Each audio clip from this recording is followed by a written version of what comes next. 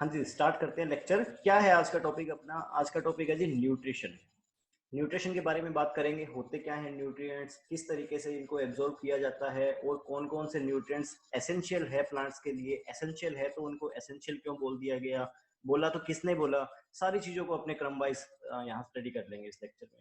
Start करते हैं mineral nutrition के साथ। सबसे पहले तो देखिए तीन टर्म्स है। एक टर्म होगी आपकी मिनरल न्यूट्रिएंट, दूसरी होगी आपकी केवल न्यूट्रिएंट और तीसरी टर्म होगी आपकी न्यूट्रिशन। तीनों टर्म्स बिल्कुल सिमिलर लग रही है लेकिन तीनों की तीनों टर्म्स एक दूसरे से डिफरेंट है। अब डिफरेंट कैसे है उसके बारे में बात करते हैं। मिनरल न्यूट्रिएंट के बारे में अगर मैं बात करूंगा तो मिनरल न्यूट्रिएंट किस चीज को बोल देंगे? किसी भी इनऑर्गेनिक आयन को। आयन आप सारे लोग समझते हो। अगर मैं आयन की बात करूंगा तो आयन क्या चीज होगी? आयन हो गया जी कोई भी मॉलिक्यूल जिसके अंदर प्रोटॉन और इलेक्ट्रॉन की संख्या एक समान ना हो। जिसमें प्रोटॉन और इलेक्ट्रॉन की संख्या एक समान ना हो उसे मैं बोल दूंगा आयन। अगर उसमें प्रोटॉन ज्यादा है तो उस पर नेट चार्ज कौन सा रहेगा? पॉजिटिव। इसे मैं क्या बोल दूंगा? धनायन या फिर कैटायन। अगर उस पे net negative charge, sorry net charge जो आ रहा है वो नेगेटिव चार्ज आ रहा है तो इसे मैं बोल दूंगा आपके एनायन या फिर ऋणायन। नेट नेगेटिव चार्ज आने का कारण हो जाएगा इलेक्ट्रॉन की संख्या प्रोटॉन की संख्या से ज्यादा हो जाएगी। अगर इलेक्ट्रॉन और प्रोटॉन की संख्या एक समान होगी तो उसे अपने कंसीडर करेंगे आयन। अदरवाइज क्या? कैटायन या फिर एनायन। होपफुली ये क्लियर है आपका। अब बात करेंगे इनऑर्गेनिक और ऑर्गेनिक के बारे में। इनऑर्गेनिक यानी कि अकार्बनिक और ऑर्गेनिक यानी कि कार्बनिक। कार्बनिक वो जिसके अंदर कार्बन, हाइड्रोजन और ऑक्सीजन पाए जाए, और अकार्बनिक वो जिसके अंदर ये ना पाया जाए। इतनी डेफिनेशन है इनकी। तो यहाँ बात कर रहे हैं अपने इनऑर्गेनिक आयंस के बारे में कि वो सारे इनऑर्गेनिक आयंस, ठीक है, जो प्लांट्स के द्वारा यूज किए जाते हैं, प्लांट्स के द्वारा प्लांट की ग्रोथ को स्टिमुलेट करने के लिए, कंट्रोल करने के लिए रिस्पॉन्सिबल होते हैं, उन्हें हमने क्या बोल दिया? Mineral nutrient. एक चीज। अब दूसरी चीज, आप लोग खाना खाते हो, ठीक है, आप लोग जैसे रोटी खा रहे हो मान लीजिए, तो मैं रोटी के बारे में बात करूंगा तो आप रोटी क्यों खाते हो? आप व्हीट को डायरेक्ट कंज्यूम कर लीजिए। फसल जैसे ही होती है आप फसल के दाने लीजिए और दानों को डायरेक्ट कंज्यूम कर लीजिए। लेकिन ऐसा आपने नहीं करते। हम व्हीट को कन्वर्ट करते हैं आपके फ्लोर में यानी आटे में। आटे को कन्वर्ट करते हैं अपने किस में? उसे कुक करते हैं एक तरीके से, उसे मतलब वो गूंथते हैं, ठीक है। गूंथे हुए आटे को फिर पकाते हैं, पकाने के बाद में फिर उसे कंज्यूम करते हैं। इतना प्रोसेस क्यों करना पड़ा हमें? क्योंकि वो उसकी वो फॉर्म नहीं है जिस फॉर्म में अपने उसे कंज्यूम कर सकते हैं। जो व्हीट के ग्रेन्स है वो ग्रेन्स वो फॉर्म नहीं है जिस फॉर्म में हम उसे कंज्यूम कर सकते हैं। डायरेक्ट उसे कंज्यूम नहीं कर सकते। उसी तरीके से प्लांट्स भी न्यूट्रिएंट को किसी भी फॉर्म में एब्जॉर्ब नहीं करेंगे। वो भी कहेंगे कि हमें तो ये वाला न्यूट्रिएंट इस फॉर्म में दो तो ही हम इसे एब्जॉर्ब करेंगे। तो वो फॉर्म जिस फॉर्म में प्लांट्स न्यूट्रिएंट को एब्जॉर्ब करते हो उस फॉर्म को अपने क्या टर्म दे देंगे? Available form. कि प्लांट्स के लिए न्यूट्रिएंट अवेलेबल होगा और इस फॉर्म में ही प्लांट उसको अपटेक करेगा। क्लियर? अब जो अवेलेबल फॉर्म है वो वाली केमिकल फॉर्म जिस फॉर्म में किसी मिनरल न्यूट्रिएंट को एब्जॉर्ब किया जा रहा है प्लांट के द्वारा, तो उस फॉर्म को अपने बोल देंगे न्यूट्रिएंट। न्यूट्रिशन की बात आ जाएगी तो न्यूट्रिशन क्या हो गया? एक तरीके से फूड सप्लाई। अब फूड यहाँ क्या हो गया? मैं वर्ड यूज कर रहा हूँ फूड, कंफ्यूज मत हो जाना आप लोग सारे। मिनरल्स को कभी भी फूड नहीं बोलेंगे लेकिन यहाँ समझाने के लिए मैं फूड बोल दूंगा। मिनरल्स को फूड इसलिए नहीं बोलेंगे क्योंकि फूड होगा आपका हमेशा C6H12O6। क्लियर? मिनरल्स को फूड नहीं बोलते और ना ही मिनरल्स फूड होते हैं। वो जैसे आपके शरीर में विटामिन और मिनरल्स के जो रोल है वही रोल प्लांट्स में है। आपको, आप केवल सब्जियां खाते रहिए, आपके लिए नेसेसरी नहीं है वो चीज। पूरा केवल सब्जियां खाते रहेंगे तो आपके लिए वो पर्याप्त नहीं है। उसी तरीके से प्लांट्स को मेटाबॉलिक जो एनर्जी है, एनर्जी गेन करने के लिए उसे फूड को ही क्या करना पड़ेगा? फोटोसिंथेसाइज करना पड़ेगा, सॉरी फूड को ही रेस्पिरेट करना पड़ेगा। उसी के रेस्पिरेशन से या उसी के ऑक्सीडेशन से, ऑक्सीकरण से क्या होगी? एनर्जी उत्पन्न होगी। उसी तरीके से आपकी शरीर में एनर्जी उत्पन्न हो रही है किसके कारण? आप जो रोटी खा रहे हो जिसमें कार्बोहाइड्रेट, प्रोटीन या फैट है, ये तीन चीजों की वजह से एनर्जी मिल रही है आपके शरीर को। लेकिन अपने वो एनर्जी मिलती रहे उसके लिए जो रिएक्शंस होती है उनके अंदर बहुत सारे न्यूट्रिएंट्स का रोल होता है, ठीक है। तो न्यूट्रिएंट्स एक तरीके से इनडायरेक्ट, अपने डायरेक्टली, वैसे तो डायरेक्ट और इनडायरेक्टली हो गए लेकिन समझाने के लिए मैं बोल सकता हूँ कि एक तरीके से सहायक होंगे, मेन काम नहीं करेंगे। ध्यान रखना, ये सारी बातें मैंने आपको समझाने के लिए बोली हैं तो होपफुली आपको समझ में आ गई होगी। एक बार फिर से शॉर्ट में बोल देता हूँ। खाना नहीं होगा न्यूट्रिएंट कभी भी। खाना हमेशा क्या होगा? कार्बोहाइड्रेट प्लांट में, ठीक है। लेकिन न्यूट्रिएंट्स वो होंगे जो खाना बनने में मदद करेंगे, खाने को पकने में मदद करेंगे। पकना यानी रेस्पिरेशन, इन सारी चीजों में मदद करेंगे। बात समझ में आई ना? लेकिन यहां मैं बार बार वर्ड यूज करूंगा न्यूट्रिएंट के लिए फूड, तो कंफ्यूज मत होना उस चीज में। हाँ जी, आगे देखिए। तो अब यहाँ क्या हो गया? सबसे पहले बात कर ली तो ये उसको मिनरल न्यूट्रिएंट बोल दिया, फूड को एक तरीके से, इनऑर्गेनिक आयन को। उसके बाद में यहाँ न्यूट्रिएंट किसको बोल दिया, आयन तो हो गए जी, ठीक है। अब लेकिन आयन में भी कौन से टाइप के आयन को कंज्यूम किया जा रहा है प्लांट के द्वारा, वो हो गया न्यूट्रिएंट। न्यूट्रिशन क्या हो गया, खाने की अवेलेबिलिटी, यानी supply of food and absorption of food. खाना आ गया, आने के बाद में मैंने उसे खा लिया, यानी फूड प्लांट्स के पास में सोइल में क्या आ गए, न्यूट्रिएंट्स आ गए। न्यूट्रिएंट्स आने के बाद में प्लांट ने न्यूट्रिएंट्स को एब्जॉर्ब कर लिया। तो ये सारी की सारी जो प्रोसेस हो जाएगी, उस प्रोसेस को मैं बोल दूंगा न्यूट्रिशन। यानी न्यूट्रिशन को आप सिंपली समझना चाहो तो आप समझ सकते हो सप्लाई, डिमांड एंड सप्लाई, ठीक है। प्लांट की डिमांड है, सप्लाई हो रही है, एब्जॉर्ब किया जा रहा है, बस खत्म, क्लियर। उसके बाद में अगर बात करेंगे तो जो न्यूट्रिएंट्स है वो इनडिस्पेंसिबल है। इनडिस्पेंसिबल का मतलब क्या हो गया, अति आवश्यक, ठीक है। अति आवश्यक है किस चीज के लिए, प्लांट के ग्रोथ और डेवलपमेंट के लिए। अब अपने ग्रोथ और डेवलपमेंट में ज्यादा डीप में नहीं पढ़ेंगे, लेकिन ग्रोथ और डेवलपमेंट डेफिनेटली एक दूसरे से अलग अलग चीजें हैं, क्योंकि ये अपने फिजियोलॉजी का ही एक टॉपिक है, तो इसको पूरा का पूरा अपने को फर्दर स्टडी करना ही है, इसलिए इसमें अभी ज्यादा इंटरफेयर नहीं करेंगे। प्लांट की ग्रोथ और डेवलपमेंट दोनों को करने के लिए किनकी जरूरत रहती है, न्यूट्रिएंट्स की, वो अति आवश्यक होते हैं, क्लियर। और अब बात है कि ये न्यूट्रिएंट्स लिए कहाँ से जाएंगे, तो न्यूट्रिएंट्स लिए जाने के 3 सोर्स होते हैं, चौथा कोई भी सोर्स नहीं होगा। ऐसा नहीं होगा डायरेक्ट टीका लगा रहे हैं प्लांट में, नहीं। 3 सोर्स होंगे, कौन कौन से, एक हो गया आपका एटमॉस्फेयर यानी वातावरण, वायुमंडल, दूसरा हो गया आपका जल, और तीसरा हो गया क्या, मृदा। तीन ही जगह से न्यूट्रिएंट्स लिए जाते हैं, या तो हवा से, या पानी से, या जल से। सॉरी, पानी और जल तो एक ही होगा ना, हवा से, मृदा से, या पानी से, क्लियर ना। ओके, आगे देखते हैं। अब बात करते हैं एसेंशियल न्यूट्रिएंट्स के बारे में। सबसे पहले तो एसेंशियल वर्ड का बारे में बता देता हूँ। एसेंशियल का मतलब हो गया अनिवार्य। अनिवार्य क्या चीज होगी, जैसे मैं बोल देता हूँ कि फलाना काम करना अनिवार्य है। जैसे आप गूगल फॉर्म भरते हो, जो मैं आपको देता हूँ ना, जैसे मान लीजिए क्वेश्चन पेपर अगर आपने दिया होगा, जेनेटिक्स वाले वीडियो उसमें जाना, वहां पे डिस्क्रिप्शन में लिंक दिया हुआ है, अगर नहीं दिया ट्राई करना। वहां कुछ एक क्वेश्चंस ऐसे है, जैसे नेम ऑफ कैंडिडेट हो गया, आपको फोन नंबर मांग रखे हैं, या फिर आपके किस कॉलेज से बिलोंग करते हो, ये सारी चीजें वहां पे मांग रखी है। तो वो कुछ एक क्वेश्चंस ऐसे हैं जिन क्वेश्चंस का आपको आंसर करना जरूरी है, ठीक है, वो रिक्वायर्ड है, उनके बिना आप सबमिट नहीं कर सकते। लेकिन जो क्वेश्चंस वहां पे दे रखे हैं, शायद 50-50 क्वेश्चन के हैं, तो वो जो 50 क्वेश्चन है, जरूरी नहीं है आप 50 के 50 अटेम्प्ट करो। 50 में से आप एक भी अटेम्प्ट ना करो तो भी आप सबमिट कर सकते हो, लेकिन स्टार्टिंग के 3-4 क्वेश्चन जो दे रखे हैं, उनको आपको हर हाल में अटेम्प्ट करना ही पड़ेगा। बात समझ में आई। दूसरे तरीके से समझाता हूँ अभी से मैं। आज के टाइम पे अपने कहाँ बैठे हैं, लॉकडाउन में बैठे हैं अपने अपने घरों में। अब लॉकडाउन में बात की जाए तो शायद ही कोई ऐसा होगा जो आज भी कह रहा होगा कि मुझसे शाही पनीर चाहिए, ठीक है। घर में दाल बन रही है तो दाल ही खा रहा होगा, क्योंकि आज के दिन हमारी प्रथम प्राथमिकता है स्वयं को जिंदा रखना। एक तरीके से यही है प्रथम प्राथमिकता, जिंदा रहना कैसे भी करके, ठीक है। उसके लिए हम सोशल डिस्टेंसिंग मेंटेन करें, सैनिटाइजेशन मेंटेन करें, वोटेवर कुछ भी मेंटेन करें, या फिर एक तरीके से देखा जाए तो आर्थिक चीज को भी मेंटेन करें। आज के टाइम में जिन लोगों के पास पैसे की थोड़ी सी लिमिटेड सोर्स होगा, वो ये भी सोच रहे होंगे कि नहीं, शाही पनीर पे 200 खर्च करने से अच्छा है मैं 20 रुपए दाल पे खर्च करता हूँ, ठीक है। वो चीज भी फैक्टर अप्लाई हो जाएगा, यानी कोई भी फैक्टर अप्लाई हो। मेरा कहने का तात्पर्य यहाँ पे ये है कि जिंदा एनर्जी आपको शाही पनीर से भी मिल रही है, लेकिन एनर्जी आपको दाल रोटी से भी मिल रही है। तो आज के टाइम पे अगर मैं आपको ये बोलूँ कि शाही पनीर आपको नहीं मिलेगी, आपको केवल दाल रोटी मिलेगी, तो कोई दिक्कत नहीं, जिंदा तो रहेंगे दाल रोटी से, ठीक है ना। दाल रोटी भी नहीं मिलेगी फिर प्रॉब्लम हो जाएगी। यानी कि दाल रोटी तो एसेंशियल है कम से कम हमें। उसके बाद में अगर आप लग्जरी में तो हमें कुछ दे रहे हो, साथ में डेजर्ट्स भी दे रहे हो तो और अच्छी बात है, साथ में बेवरेजेस दे रहे हो तो और भी अच्छी बात है, लेकिन कम से कम दाल रोटी तो दीजिए, ठीक है। बात आई ना समझ में। जिंदा रहने के लिए कम से कम दाल रोटी तो दीजिए। उसी तरीके से यहाँ एसेंशियल का मतलब क्या हो गया, अनिवार्य। एक पौधे को अपनी पूरी जीवन चक्र पूरा करने के लिए जो न्यूट्रिएंट अनिवार्य होता है वो, अब जरूरी नहीं प्लांट्स में केवल उतने ही होंगे, उससे ज्यादा भी हो सकते हैं, ठीक है। अब फॉर एग्जांपल मैं बात करता हूँ कि मेरे को ऑनलाइन क्लासेस देनी है, ठीक है। ऑनलाइन क्लासेस देने के लिए मेरे पास जरूरी थोड़ी है कि सेटअप बहुत शानदार होना चाहिए, मेरे पास ऐसा एक रूम होना चाहिए जिस रूम के अंदर सारी व्यवस्थाएं हो, लाइटिंग वाइटिंग का सारा ध्यान रखा गया हो, हाई क्वालिटी वेबकैम होना चाहिए, माइक्स होने चाहिए, वो सारी फैसिलिटीज होनी चाहिए। जरूरी तो नहीं ना। लेकिन अगर मेरे पास लैपटॉप ही ना हो रहा, इंटरनेट ही ना हो रहा, लैपटॉप को छोड़ो, चलो इंटरनेट ही नहीं हो रहा मेरे पास, ठीक है, तो मैं किस तरीके से आपको क्लासेस दे पाऊंगा, पॉसिबल ही नहीं है। यानी इंटरनेट होना तो अनिवार्य है, लेकिन ये कोई जरूरी नहीं है कि ब्रॉडबैंड ही होना चाहिए, ठीक है। बात समझ में आई ना। ब्रॉडबैंड है तो और अच्छी बात है। अब देखिए यहाँ पे एसेंशियल एलिमेंट्स के बारे में थोड़ा और डिस्कस कर लेते हैं, जो ये बोला गया है। बाकी मैंने आपको देसी भाषा में सारी चीजें एक्सप्लेन कर दी। एसेंशियल एलिमेंट ये टर्म किसने दिया, आर्नन और स्टाउट ने दिया। किसने दिया, आर्नन और स्टाउट नाम के साइंटिस्ट ने दिया। कब दिया, 1939 में दिया।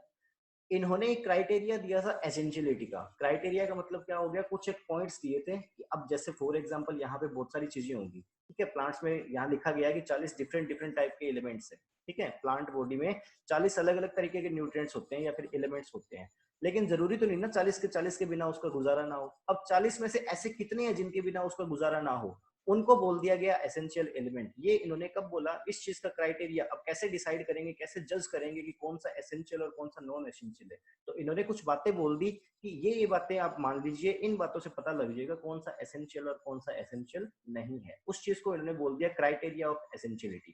क्लियर। वो इन्होंने कब दिया, 1939 में। इसी के साथ 1939 में इन्होंने एसेंशियल मिनरल या एसेंशियल एलिमेंट ये टर्म दिया। उसके बाद में एक और बात करेंगे तो जो स्टाउट थे, स्टाउट ने 1954 में, स्टाउट ने 1954 में कुछ करेक्शन किए थे इस चीज में, एसेंशियलिटी के क्राइटेरिया में। क्लियर ना। 1939 में आर्नन और स्टाउट दोनों ने मिलके दिया टर्म, 1939 में दी, क्राइटेरिया ऑफ एसेंशियलिटी 1939 में दिया, लेकिन 1954 में स्टाउट अकेले ने इसमें कुछ करेक्शंस किए थे। क्लियर, ध्यान रखना ये बातें। उसके बाद में क्या बोला गया कि एक प्लांट का जब मैं केमिकल प्लांट ऐश यानी पौधे की राख, यानी पौधा मर गया, मरने के बाद में उसकी जो राख थी, उस राख का मैंने क्या किया, केमिकल एनालिसिस यानी रासायनिक परीक्षण किया। तो रासायनिक परीक्षण किया तो उससे मुझे 40 अलग अलग तरीके के एलिमेंट्स प्राप्त हुए, यानी एक पौधे के अंदर 40 अलग अलग तरीके के एलिमेंट्स है। अब इस 40 में कंफ्यूज होने की कोई जरूरत नहीं है, हो सकता है किसी और बुक में आपको यहाँ 50 लिखा मिल जाए, 60 लिखा मिल जाए, 55 लिखा मिल जाए, हमें कोई मतलब ही नहीं है इस चीज से। हमें ये जानना ही नहीं है एक प्लांट में कितने न्यूट्रिएंट्स होते हैं, हमें तो केवल ये जानना है कि एक प्लांट्स के लिए वो ऐसे न्यूट्रिएंट कितने हैं जिनके बिना उसका गुजारा संभव ना हो। क्लियर ना। क्योंकि एग्रीकल्चर का एक नियम ये भी होगा कि कम से कम खर्चा, मिनिमम इन्वेस्टमेंट और आउटपुट क्या हो, मैक्सिमम हो। खर्चा कम से कम लगे और उत्पादन अधिक से अधिक हो, ये चीज ध्यान रखना। तो यहाँ अपने को उससे मतलब नहीं कि इसको लग्जरी में क्या क्या चीजें चाहिए, इसको खाने के साथ में रसगुल्ला भी चाहिए क्या, हमें इस चीज से मतलब नहीं। अगर दाल रोटी से तेरा काम हो रहा है तो तुझे दाल रोटी देंगे हम, क्योंकि इंसान सबसे सेल्फिश वो ये नहीं देखेगा कि पौधे का क्या फायदा हो रहा है, पौधा खुश हो रहा है क्या, इसमें नहीं हो रहा, नहीं, अपने को अपने से मतलब है। अगर प्लांट उसके बिना जिंदा रह पा रहा है, लाइफ साइकिल कंप्लीट कर पा रहा है, प्रोडक्शन दे पा रहा है, हम उसे कभी नहीं देंगे वो चीज, क्योंकि वो चीज देने के लिए भी तो हमें सोर्सेस देने पड़ेंगे, सोर्सेज के लिए पैसा लगेगा, पैसा लगेगा इन्वेस्टमेंट बढ़ेगा, इन्वेस्टमेंट बढ़ेगा, हम कभी नहीं चाहेंगे इन्वेस्टमेंट बढ़ेगा। क्लियर ना। आगे देखिए, इसलिए हम केवल एसेंशियल न्यूट्रिएंट्स के बारे में ही बात करते हैं, ना 40 के बारे में बात करेंगे, ना 50 के बारे में, ना 55 के बारे में। Clear, okay. आगे देखिए, आगे क्या बोला गया, some of them are indispensable, indispensable और नेसेसरी। इंडिस्पेंसिबल यानी अति आवश्यक, ठीक है।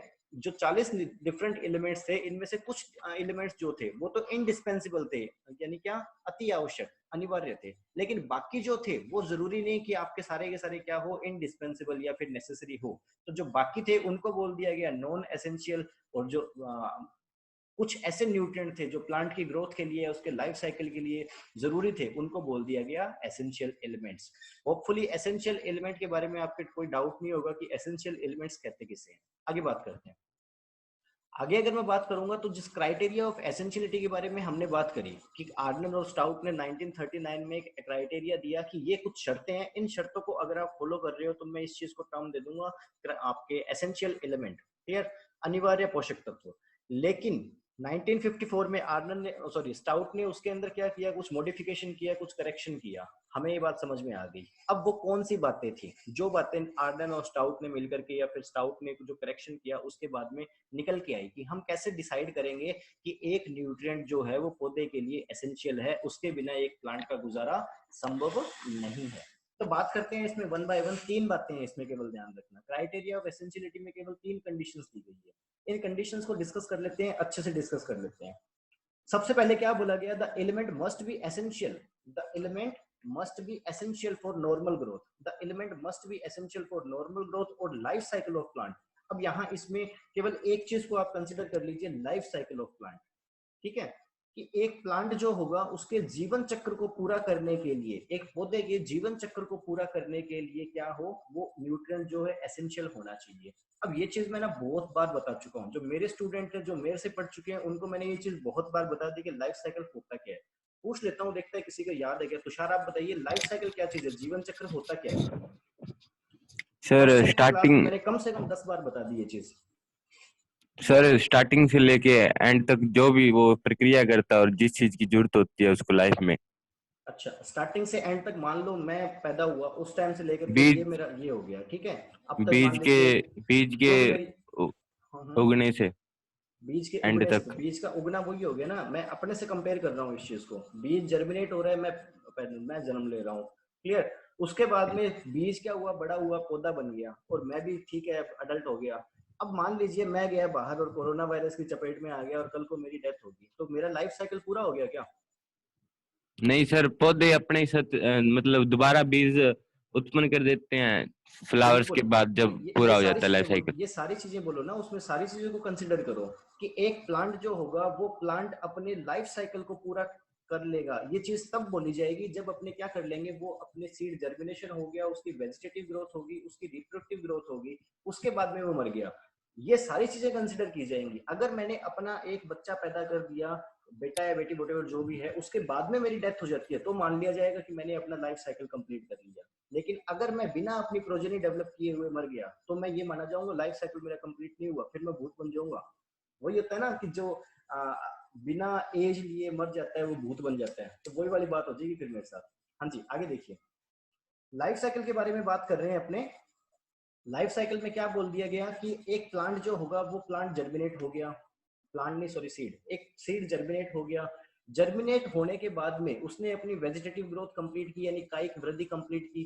कायिक वृद्धि कंप्लीट करने के बाद में उसने अपनी रिप्रोडक्टिव ग्रोथ कंप्लीट की, यानी लैंगिक वृद्धि को कंप्लीट किया। लैंगिक वृद्धि को कंप्लीट करने के बाद में अब जो प्लांट होगा वो प्लांट क्या करेगा, अपनी सॉरी जीर्णता को प्राप्त कर लेगा, बुढ़ापे को प्राप्त कर लेगा और मर जाएगा फाइनली। फिर इसके जो रिप्रोडक्टिव ग्रोथ में जो बीज बने थे, ठीक है, अपने यहाँ पे केवल ए सेक्सुअल सॉरी सेक्सुअल रिप्रोडक्शन को कंसिडर कर रहे हैं, ए सेक्सुअल रिप्रोडक्शन को कंसिडर नहीं कर रहे, इस चीज को ध्यान रखना। जो बीज बनेंगे वो बीज से नया पौधा प्राप्त हो गया, नए पौधे ने फिर से अपनी वेजिटेटिव ग्रोथ की, रिप्रोडक्टिव ग्रोथ की और डेथ होगी। ये सारी चीजें इसमें आ जाएंगी, क्लियर। ये हो गया आपका लाइफ साइकिल। अब इसके बारे में कुछ और बातें देख लेते हैं कि लाइफ साइकिल के आधार पे प्लांट्स कितने टाइप के होते हैं। लाइफ साइकिल के आधार पे प्लांट्स होते हैं जी 3 टाइप के। कौन कौन से? एक हो गया आपके एनुअल, दूसरा हो गया बाई एनुअल और तीसरा हो गया पेरेनियल। एक वर्षीय, द्विवर्षीय और बहुवर्षीय। एक वर्षीय वो होंगे जो एक सीजन के अंदर अपनी लाइफ साइकिल कंप्लीट कर लेंगे। टिपिकल एग्जांपल की बात करूं तो क्या हो गया आपका वीट या फिर राइस, या जो भी आप एग्रोनॉमिकल क्रॉप, जनरली जो एग्रोनॉमिकल क्रॉप आप राइस करते हो अपनी अपनी फील्ड में, वो सारी की सारी इसी के अंदर आ जाएंगी। होगा क्या इसका लाइफ साइकिल, एक सीड होगा, वो जर्मिनेट होगा, जर्मिनेट होकर के अपनी वेजिटेटिव ग्रोथ करेगा, वेजिटेटिव ग्रोथ करके अपनी रिप्रोडक्टिव ग्रोथ यानी कि सीड फॉर्मेशन करेगा, सीड फॉर्मेशन करके मर जाएगा, और अब इसके जो बीज हुए हैं वो फिर से जर्मिनेट करेंगे, सीड जर्मिनेट करेंगे, जर्मिनेट होकर के vegetative growth, reproductive growth, death. ये हो गया 1 ईयर प्लांट या फिर क्या आपका एनुअल प्लांट्स, जो एक सीजन या एक साल में अपनी क्या कर लेंगे, अपनी लाइफ साइकिल कंप्लीट कर लेंगे। अब उसके बाद में बात की गई किसके बारे में, बायएनुअल प्लांट्स के बारे में। तो मैं बात करूंगा बायएनुअल प्लांट्स के बारे में। तो जनरली कौन से प्लांट्स होते हैं जो बायएनुअल प्लांट्स होते हैं, जो रूट क्रॉप्स जितनी भी होती है या जो ट्यूबर क्रॉप्स जितनी भी होती है, वो मोस्टली सारे के सारे बायएनुअल क्रॉप्स होती है। ऑफलाइन क्लासेस में ये चीज मैं बता चुका हूँ, फर्स्ट ईयर वालों को भी ये चीज मैं बता चुका हूँ। एक बार फिर से ये चीज मैं बता देता हूँ, लेकिन उतना डेप्थ में नहीं जाएंगे, थोड़ा थोड़ा ऊपर ऊपर से बता देता हूँ, क्योंकि जरूरी होता है एक चीज को दूसरी चीज से लिंक करना। जब तक आप, मैं एक बार फिर से आप लोगों को बोल रहा हूँ, चाहे वो फर्स्ट ईयर का स्टूडेंट हो, चाहे वो प्री पीजी की तैयारी करने वाला स्टूडेंट हो, कोई भी हो, आप हमेशा केवल एक सब्जेक्ट पढ़ते हो, ध्यान रखना उस सब्जेक्ट का नाम है एग्रीकल्चर। कभी आप फिजियोलॉजी नहीं पढ़ रहे होते, कभी आप सॉइल साइंस नहीं पढ़ रहे होते, हमेशा आप एक सब्जेक्ट पढ़ रहे होते हो, एग्रीकल्चर। अगर आपने एक सब्जेक्ट को दूसरे सब्जेक्ट से लिंक करना शुरू कर लिया है, लिंक करना सीख लिया, इट मींस आपके कंसेप्ट क्लियर होने स्टार्ट हो गए। अदरवाइज कभी मत सोचना कि आपको एग्रीकल्चर आती है, ठीक है, क्योंकि जब आप फील्ड में उतरोगे तो वहां पे वो ये नहीं बोलेगा कि मुझे केवल वाटर अपटेक करना है, मुझे केवल न्यूट्रिएंट अपटेक करना है। वो सारी चीजें होंगी उसके साथ में, इंसेक्ट भी आ रहे होंगे, डिजीज भी आ रही होंगी, वीड भी आ रहे होंगे, ठीक है, एग्रोनॉमिकल प्रैक्टिसेस भी आ रही होंगी, सोयल मैनेजमेंट भी आ रहा होगा, हर एक चीज, इंजीनियरिंग भी आ रही होगी, हर एक चीज को आपको फेस करना पड़ेगा। आगे देखते हैं बाइनल क्रॉप के बारे में। बायनुअल क्रॉप के बारे में अगर बात की जाएगी तो सीड जर्मिनेट होगा, इनका जर्मिनेट होने के बाद में वेजिटेटिव ग्रोथ करेंगे। ये यहाँ पे पहला सीजन खत्म हो जाएगा वेजिटेटिव ग्रोथ। दूसरे सीजन में ये क्या करेंगे, रिप्रोडक्टिव ग्रोथ करेंगे। ये दूसरे सीजन में क्या करेंगे, रिप्रोडक्टिव ग्रोथ करेंगे, यानी इनका क्या होगा, बीज का निर्माण होगा। फिर उनके बाद में फिर से इनकी डेथ हो जाएगी, डेथ होने के बाद में फिर से इनके जो बीज बने हैं वो चलता रहेगा सारा का सारा सिस्टम। लेकिन यहाँ क्या हो जाएगा, पहला सीजन समाप्त हो जाएगा कब, जब इनकी वेजिटेटिव ग्रोथ हो जाएगी। एग्जाम्पल मैंने आपको बताया, जितनी भी ट्यूबर क्रॉप्स है या रूट क्रॉप्स है वो सारी की सारी इनकी एग्जाम्पल होंगी, जितनी भी ट्यूबर या फिर रूट क्रॉप्स है। एग्जाम्पल के लिए मैं बोल देता हूँ यहाँ पे पोटैटो, एग्जाम्पल के लिए मैं क्या बोल देता हूँ, पोटैटो, आलू। तो आलू के बारे में अगर मैं बात करूंगा, मान लीजिए मैं एक फार्मर हूँ, मैंने क्या किया, एक प्लांट लगाया, ट्यूबर लिया आलू का और कन से एक पौधा बना लिया, और पौधा बनाने के बाद में जब उसमें आलू लग गए तो उस टाइम मैंने क्या कर दिया, वो आलू निकाल लिया और पौधे को हटा दिया। तो क्या उसने अपना लाइफ साइकिल कंप्लीट कर लिया? उसने अपना लाइफ साइकिल कंप्लीट नहीं किया, क्योंकि उसने अभी रिप्रोडक्टिव ग्रोथ नहीं करी, लैंगिक वृद्धि, जो लैंगिक वृद्धि थी उसने नहीं करी, यानी उसमें फूल नहीं आए अभी तक।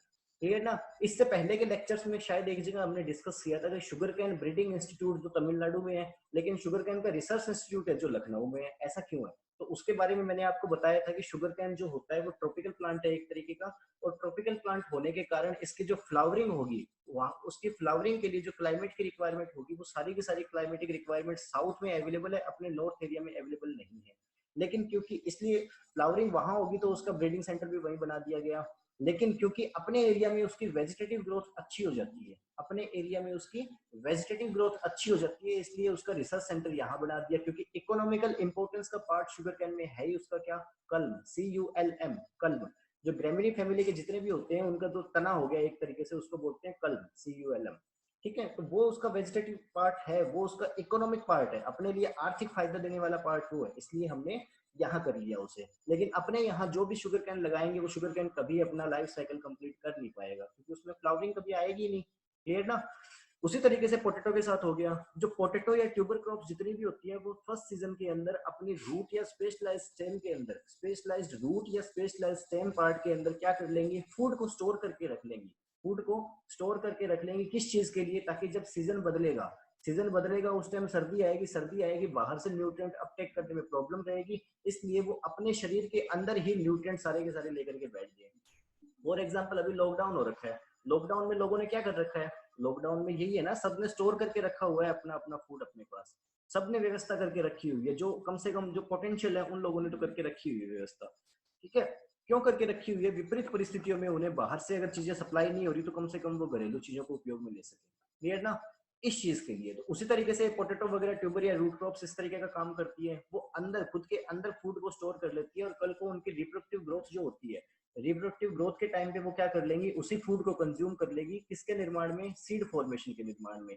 कोई भी अभिभावक हो या पेरेंट्स हो, वो अपने लिए ज्यादा सोचे ना सोचे, लेकिन अपने बच्चों के लिए काफी सोचते हैं। तो वहीं ये पोटैटो वाली बात होगी, पोटैटो कहेगा कि ठीक है मैं तो जैसे जैसे सर्वाइव कर लूंगा, लेकिन कल को मेरे सीड्स बने, यानी उसके जो बच्चे बने उनको कोई प्रॉब्लम ना क्रिएट हो, तो उसके लिए उसने पहले से खाने की व्यवस्था करके रखी हुई है कि जब सीड बन रहे हैं उसको खाने की कमी की वजह से कोई दिक्कत ना आ जाए। क्लियर ना।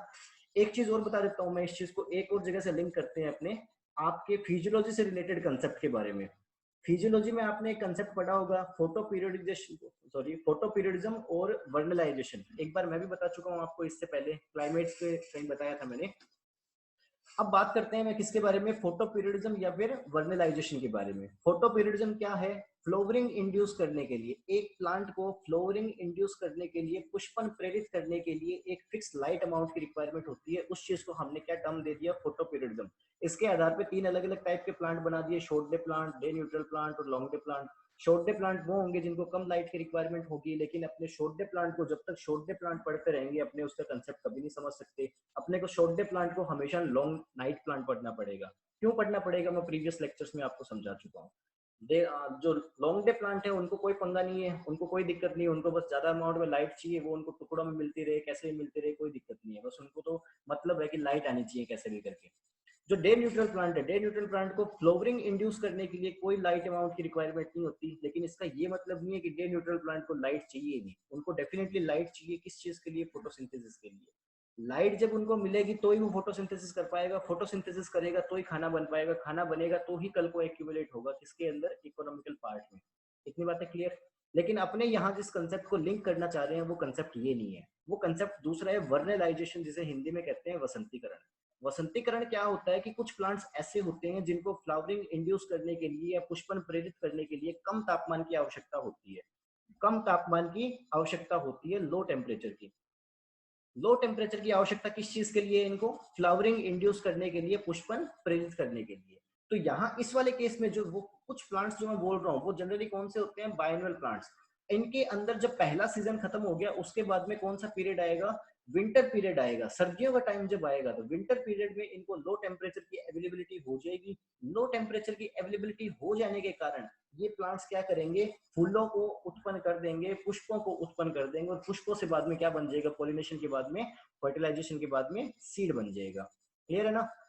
हाँ जी। और उसके बाद में क्या बोला, ये हो गया ना आपका सीड वाला चीज। अब एक चीज और इसमें क्या बताने वाली रहेगी, एक बोल्टिंग वाली चीज और इसमें बताने वाली रहेगी। अनियन में आप पढ़ते हो कि अनियन को अपने कभी फ्रिज वगैरह में स्टोर नहीं करते। क्यों नहीं स्टोर करते? उसको स्टोर ना करने का रीजन भी यही हो जाएगा कि अनियन एक बायएनुअल क्रॉप है, प्याज जो है वो एक बायएनुअल क्रॉप है। इसको अगर हमने लो टेम्परेचर दे दिया तो ये लो टेम्परेचर में क्या करने लग जाएगा, फ्लोवरिंग इंड्यूस करने की तरफ भागने लग जाएगा। फ्लोवरिंग इंड्यूस करने की तरफ दौड़ेगा तो खाना कौन सा यूज करेगा, जो बल्ब के अंदर स्टोर करके रखा हुआ है उसी खाने को ये यूज करेगा। क्लियर? तो बल्ब आपका क्या हो जाएगा, पिचक जाएगा। बल्ब पिचक गया तो अब अपने को कोई फायदे वाली बात नहीं हो रही, तो फिर उससे भी अपने को नुकसान हो जाएगा। बायएनुअल क्रॉप को आप इससे रिलेट कर सकते हो। ठीक है। तीसरा कौन सा हो गया, पेरिनियल क्रॉप। पेरिनियल क्रॉप के अंदर वही सारी चीज होगी कि लाइफ साइकिल को कई सारे सालों में कंप्लीट करते हैं। एग्जांपल के लिए आपके मोस्टली हॉर्टिकल्चरल जो फ्रूट क्रॉप्स है वो पेरिनियल भी होती है जनरली सारी। ठीक है, ये आपका लाइफ साइकिल हो गया। अब इस लाइफ साइकिल को पूरा करने के लिए अब फिर से न्यूट्रिएंट पे आते हैं। क्राइटेरिया ऑफ एसेंशियलिटी में पहली शर्त क्या थी, पहली कंडीशन ये थी कि कोई भी पर्टिकुलर न्यूट्रिएंट एसेंशियल तब माना जाएगा जब उस न्यूट्रिएंट के पास क्या हो, ये पावर हो कि वो न्यूट्रिएंट पूरे के पूरे लाइफ साइकिल को कंप्लीट करने के लिए रिस्पॉन्सिबल होना चाहिए। ऐसा ना हो कि वो न्यूट्रिएंट हो या ना हो तो भी लाइफ साइकिल कंप्लीट हो पा रहा है। अगर वो नहीं है तो लाइफ साइकिल कंप्लीट नहीं होगा। यूं मान लीजिए एक शादी होने वाली है। ठीक है, उस शादी के अंदर एक दूल्हा है और एक दुल्हन है। ठीक है, लेकिन क्या हो गया कि जो दुल्हन के पिताजी है वो कहीं पे अटक गए, वो आ नहीं पा रहे शादी में। तो क्या दुल्हन के पिताजी के बिना शादी नहीं होगी? डेफिनेटली होगी। लेकिन अगर दूल्हा और दुल्हन है और दुल्हन कहीं पे अटक गई या फिर दूल्हा कहीं पे अटक गया तो उसके बिना शादी हो जाएगी क्या? उसके बिना शादी नहीं हो पाएगी। यानी अगर मैं एक मैरिज की बात करूंगा तो एक मैरिज के अंदर जो आपका दूल्हा और दुल्हन है वो एसेंशियल है। बाकी कोई आ पाए ना आ पाए कर लेंगे मैनेज औखा सौखा कैसे भी करके, लेकिन उनको कोई रिप्लेस नहीं कर सकता। बात आ गई ना समझ में? कहीं ऐसा ना हो जाए कि कल को शादी वादी हो रही है और उसको ठीक है एक फोटो ले जाएंगे या फिर वीडियो कॉल पे शादी करवा दे, ऐसा नहीं हो सकता ना। तो वो चीज होगी यहाँ पे कि दूल्हा और दुल्हन एसेंशियल है, उनको कोई रिप्लेस नहीं कर सकता। और सेकंड चीज क्या हो गई कि वो पूरे की पूरी प्रोसेस में इन्वॉल्व होने चाहिए। अब दूल्हा और दुल्हन ऐसा हो जाएगा कि ठीक है फेरे तो मैं दुल्हन से करवा देता हूँ और जो फेरों के बाद में जो रस्में होगी उसके लिए काम करो, उसकी बेस्ट फ्रेंड को ले आओ। ऐसा हो जाएगा क्या? नहीं हो सकता। पूरे के पूरे प्रोसेस में उसको इन्वॉल्व रहना पड़ेगा। तो यहाँ भी क्या हो गया, सीड के जर्मिनेशन से लेकर के उसके वेजिटेटिव ग्रोथ, रिप्रोडक्टिव ग्रोथ और उसके डेथ होने तक, ये सारे के सारा चरण प्रक्रिया समाप्त होने तक उस न्यूट्रिएंट को होना जरूरी है। अगर वो न्यूट्रिएंट इनमें से किसी भी चरण में गायब हो गया तो वो वाला चरण प्रभावित होगा, आगे काम हो नहीं पाएगा। क्लियर ना? समझ गए इस चीज को? ओके। तो ये आपकी पहली शर्त थी। पहली शर्त क्या थी कि उस न्यूट्रिएंट को होना जरूरी है वहां पे। ओके, हाँ जी। अब उसके बाद में क्या बोला गया, उसके बाद पहली शर्त आप समझ गए कि उस न्यूट्रिएंट को एसेंशियल तभी बोला जाएगा जब वो नॉर्मल ग्रोथ या फिर उसके लाइफ साइकिल को कंप्लीट करने के लिए एसेंशियल होना चाहिए। अगर उसकी कमी हो गई तो लाइफ साइकिल पूरा नहीं हो पाएगा। क्लियर? सेकंड चीज की बात करते हैं। सेकंड में क्या बोला गया, the element can not be replaced by another element, यानी कि वो वाला एलिमेंट जो है उसे किसी और से रिप्लेस नहीं किया जा सकता। तो ये बात भी अपने जो पहला एलिमेंट, पहला जो पॉइंट पढ़ रहे थे उसी पॉइंट में डिस्कस कर ही लिया हमने। ठीक है ना? पहले पॉइंट में हमने ये चीज डिस्कस कर ली। क्यों नहीं कर सकते? वही दूल्हा दुल्हन वाला एग्जांपल फिर से याद कर लो। उसके अंदर क्या हो जाएगा कि आप रिप्लेस नहीं कर सकते दुल्हन को उसकी बेस्ट फ्रेंड या उसकी सिस्टर के साथ या किसी के साथ भी, उसी को खुद को ही करना पड़ेगा इतना काम तो। ठीक है, आपको कोई इंपॉर्टेंट काम हो रहा है आप फटाफट से शादी वाली रस्में कंप्लीट कीजिए, उसके बाद में निकल लीजिए। ओके, हाँ जी। थर्ड पॉइंट क्या कहता है, थर्ड पॉइंट कहता है कि जो रिक्वायरमेंट है उस न्यूट्रिएंट की या फिर उसका जो इफेक्ट है प्लांट की, जो भी प्लांट का मेटाबॉलिज्म है, प्लांट का फिजियोलॉजिकल एक्टिविटीज है, उसके अंदर उस न्यूट्रिएंट का जो भी इफेक्ट है वो इफेक्ट हमेशा डायरेक्ट होना चाहिए, कभी भी इनडायरेक्ट वाली चीज नहीं चलेगी। अब डायरेक्ट और इनडायरेक्ट भी मैं आपको कई तरीके से समझा चुका हूँ। अगर मैं बात करूंगा डायरेक्ट और इनडायरेक्ट की, तो मान लीजिए ये मैं हूँ, ठीक है, और ये क्या हो गया, कोई ए पर्सन है, ये कौन सा है, सी पर्सन है। अब क्या हुआ, सी पर्सन ने मुझे कुछ कह दिया, ठीक है, मुझे गुस्सा आ गया, मैंने इसको थप्पड़ रसीद कर दिया, ये क्या हो गया, डायरेक्ट इफेक्ट। लेकिन एक और कंडीशन आ गई, सी पर्सन ने मुझे कुछ कह दिया, मैंने कहा कि अगर मैं सी पर्सन को डायरेक्ट जाकर के थप्पड़ रिसीव करूंगा तो हो सकता है वो मुझे क्रिया का प्रतिक्रिया वाला नियम लग जाए, ठीक है, क्रिया की प्रतिक्रिया वाला नियम लग जाए, एक्शन का रिएक्शन वाला नियम लग जाए, और हो सकता है कि मुझे भी एक थप्पड़ रिसीव हो जाए, हो सकता है कि क्रिया में थोड़ी करूं और प्रतिक्रिया मुझे ज्यादा मिल जाए, ठीक है, बैलेंस गड़बड़ हो जाए तो मामला खराब हो सकता है। तो इस कंडीशन में मैं क्या करूंगा, एक बी पर्सन को इन्वॉल्व कर लूंगा, बी पर्सन को जाकर के बोलूंगा सी पर्सन तेरे बारे में ऐसा ऐसा बोल रहा है, भड़का दूंगा इसे, दूसरों के कंधे पे रख के बंदूक चलाना, वो वाली बात, ठीक है। बी पर्सन क्या करेगा, सी पर्सन को जाकर के थप्पड़ रिसीव कर देगा, सी सोचेगा बी ने मारा, बी सोचेगा मैंने मारा, मैं सोचूंगा मैंने मारा। बात समझ में आ गई ना, डायरेक्ट और इनडायरेक्ट। दूसरी कंडीशन इनडायरेक्ट होगी, पहली कंडीशन क्या थी, डायरेक्ट थी। तो प्लांट के अंदर जो एसेंशियल न्यूट्रिएंट होंगे उनका डायरेक्ट इफेक्ट होना चाहिए, ऐसा ना हो वो किसी और के कंधे पे रख के बंदूक चलाए जा रहे हैं, नहीं, खुद को ही करना पड़ेगा उन्हें सारा का सारा काम। बात समझ में आ गई ना। ये तीन क्राइटेरियाज दिए गए थे किस चीज के लिए, ये तीन क्राइटेरियाज दिए गए किस चीज के लिए, न्यूट्रिएंट के एसेंशियलिटी के लिए। अब देखिए एसेंशियल न्यूट्रिएंट कौन से हैं और कौन से नहीं है, उनके बारे में बात कर लेते हैं। मैंने क्या बोला कि जब मैंने एक प्लांट को जला दिया, उसकी जो राख थी, राख के अंदर से मुझे 40 न्यूट्रिएंट प्राप्त हुए। अब इन 40 न्यूट्रिएंट को मैंने अलग अलग केस में स्टडी करके देखा, इन 40 न्यूट्रिएंट को अलग अलग केस में मैंने स्टडी करके देखा, और स्टडी से मुझे मालूम लगा कि इन तीनों कंडीशंस को मैंने फुलफिल करके देखा। जो न्यूट्रिएंट इन 40 में से जो न्यूट्रिएंट इन तीनों कंडीशंस को फुलफिल कर रहा था, उस न्यूट्रिएंट को मैंने क्या बोल दिया, एसेंशियल न्यूट्रिएंट। बात समझ में आ गई ना। तीन में से दो को कर रहा था, एक को नहीं कर रहा था, मान लीजिए ये एसेंशियल हो प्लांट की लाइफ साइकिल के लिए, रिप्लेस भी नहीं कर सकता इसे कोई दूसरा, लेकिन इसका इफेक्ट डायरेक्ट ना हो, इनडायरेक्ट हो, तो मैं उसे एसेंशियल न्यूट्रिएंट नहीं बोलूंगा, ठीक है। फिर मैं क्या करूंगा, फिर ए को हटा देंगे, बी को ले आएंगे, और थप्पड़ तूने मारना है, तेरे को इंपॉर्टेंस देते हैं ना, ए का क्या रोल रह गया। बात समझ में आई। मान लीजिए पहली और तीसरी कंडीशन को फुलफिल कर रहा होगा, लेकिन दूसरी कंडीशन को फुलफिल नहीं कर रहा, दूसरी कंडीशन को फुलफिल नहीं कर रहा, तो इस कंडीशन में हम क्या कहेंगे कि ठीक है, जो फुलफिल कर रहा है उसी को ले आएंगे, ठीक है। यानी आपको जो रिप्लेस कर सकता है उसको ले आएंगे, और उसको पूछ लेंगे भाई साहब तेरे को कोई रिप्लेस कर सकता है क्या, वो बोलेगा नहीं मुझे कोई रिप्लेस नहीं कर सकता, फिर अपने बोल देंगे ओके आपको पोजीशन दे दी गई है। बात समझ में आ गई ना। तो यहाँ ये जो 40 न्यूट्रिएंट थे, या फिर कुछ बुक्स में इन्हें 50, 55 या 60 भी लिखा गया है, तो वो जितने भी न्यूट्रिएंट्स हैं इनके अंदर से केवल कितने न्यूट्रिएंट निकल के आए, 16। कितने न्यूट्रिएंट निकल के आए, 16। अब देखना एक और बात सुनना, जो ये 16 न्यूट्रिएंट की पहचान थी वो अलग अलग साइंटिस्ट ने करी है, ठीक है। ये 16 न्यूट्रिएंट्स हैं, उनकी पहचान अलग अलग साइंटिस्ट ने करी है। तो ऐसा भी क्वेश्चन बनता है, उसकी टेबल में आपको ना ग्रुप में वैसे ही प्रोवाइड करवा दूंगा, मैंने स्लाइड में डाला नहीं उसको, क्या बोला वो जो टेबल है, उस टेबल में क्या चीजें हैं बता देता हूँ आपको। कौन से साइंटिस्ट ने नाइट्रोजन के लिए बताया कि ये आपके एसेंशियल न्यूट्रिएंट है, फॉस्फोरस के लिए किसने बताया ये एसेंशियल न्यूट्रिएंट है। क्वेश्चन इस तरीके से आता है कि फलाने न्यूट्रिएंट की एसेंशियलिटी की पहचान किसने करी, और एसेंशियलिटी की पहचान के लिए कंडीशन से तीनों चेक करके देखते हैं। आगे ना बात समझ में, कंडीशन ये तीनों चेक करके देखी जाएंगी। 16 न्यूट्रिएंट्स ऐसे बताए गए जो न्यूट्रिएंट एसेंशियल थे, ठीक है, अलग अलग साइंटिस्ट के द्वारा। अब बात करेंगे 17वें की।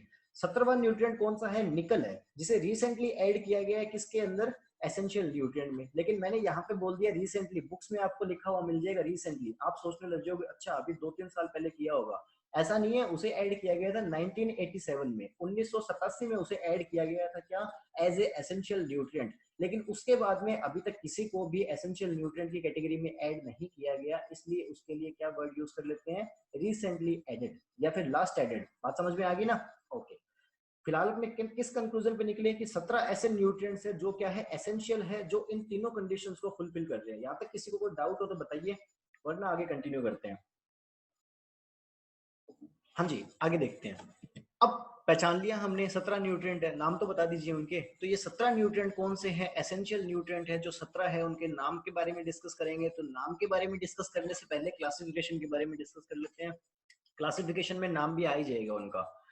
क्लासिफिकेशन के बारे में बात करेंगे तो इनकी मात्रा के आधार पे प्लांट्स में इनकी अलग अलग टाइप के क्लासिफिकेशन दिए गए हैं, पहले ही बता देता हूँ आपको। लेकिन सबसे जो अच्छा वाला क्लासिफिकेशन है वो यही वाला आपको पढ़ना है। बाकी मोबिलिटी के आधार पे, कैटायन एनायन के आधार पे कई सारे टाइप की क्लासिफिकेशन है, लेकिन ये तो पता ही होना चाहिए आपको, सबसे इंपॉर्टेंट वाला यही है। एसेंशियल एलिमेंट की बात करेंगे, 17 नंबर में टोटल। अब 17 के अंदर इनकी मात्रा के आधार पे कि एक पौधे को कितनी मात्रा चाहिए फलाने चीज की, उसकी मात्रा के आधार पे इनको अलग अलग कैटेगरीज में डिवाइड कर दिया गया। कैटेगरीज की बात करेंगे तो दो कैटेगरीज बोली गई, कौन सी, एक मैक्रो यानी वृहत न्यूट्रिएंट, वृहत पोषक तत्व, और दूसरा बोल दिया गया सूक्ष्म पोषक तत्व या फिर micro nutrients. Clear. Macro nutrients में 9 आ गए, माइक्रो न्यूट्रिएंट्स में 8 आ गए। इतनी बातें समझ में आ गई।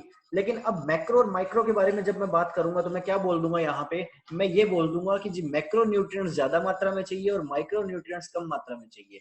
अब ये ज्यादा और कम वाला फंडा मुझे कभी समझ में नहीं आया, कितना ज्यादा, ठीक है, कितना ज्यादा, 100 ग्राम 200 ग्राम नहीं, ये तो अपनी सोच से भी बहुत दूर हो गया। कुछ बुक्स में ये लिखा गया है 1 ppm से ज्यादा और 1 ppm से कम।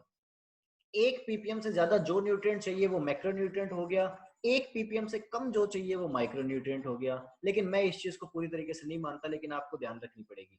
क्यों नहीं मानता, उसका कारण अगली स्लाइड के अंदर है कि कि जनरली एक प्लांट के अंदर कि कौन सा न्यूट्रिएंट कितनी मात्रा में होता है, ठीक है, कौन सा न्यूट्रिएंट जनरली एक प्लांट में कितनी मात्रा में होता है, वो सारी की सारी अगली स्लाइड के अंदर अपने पढ़ लेंगे। लेकिन फिर भी आपको ये ध्यान में रखना पड़ेगा, क्योंकि मैंने एक बार पहले भी आपको बताया, आपको पढ़ना वही पड़ेगा। देखिए दो टाइप की नॉलेज होता है, एक थ्योरेटिकल नॉलेज होता है और एक प्रैक्टिकल नॉलेज होता है, ठीक है।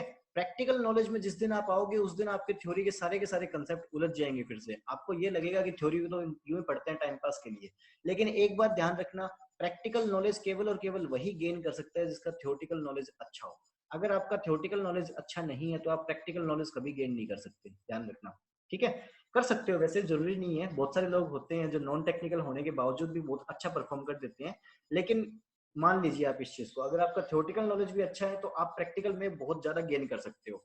फिलहाल अपने यहाँ पे थ्योरेटिकल नॉलेज देखेंगे, क्योंकि अपना टारगेट क्या है, टारगेट है अपना एग्जाम को क्रैक करना, अच्छे मार्क्स अचीव करना, ठीक है। लेकिन इसके साथ ही ये बात भी ध्यान रखना कि केवल मार्क्स अचीव करने के लिए पढ़ाई मत करना, वरना मामला गड़बड़ होने लग जाएगा। इंटरेस्ट के लिए पढ़ना, कुछ नई चीजों को सीखने के लिए पढ़ना।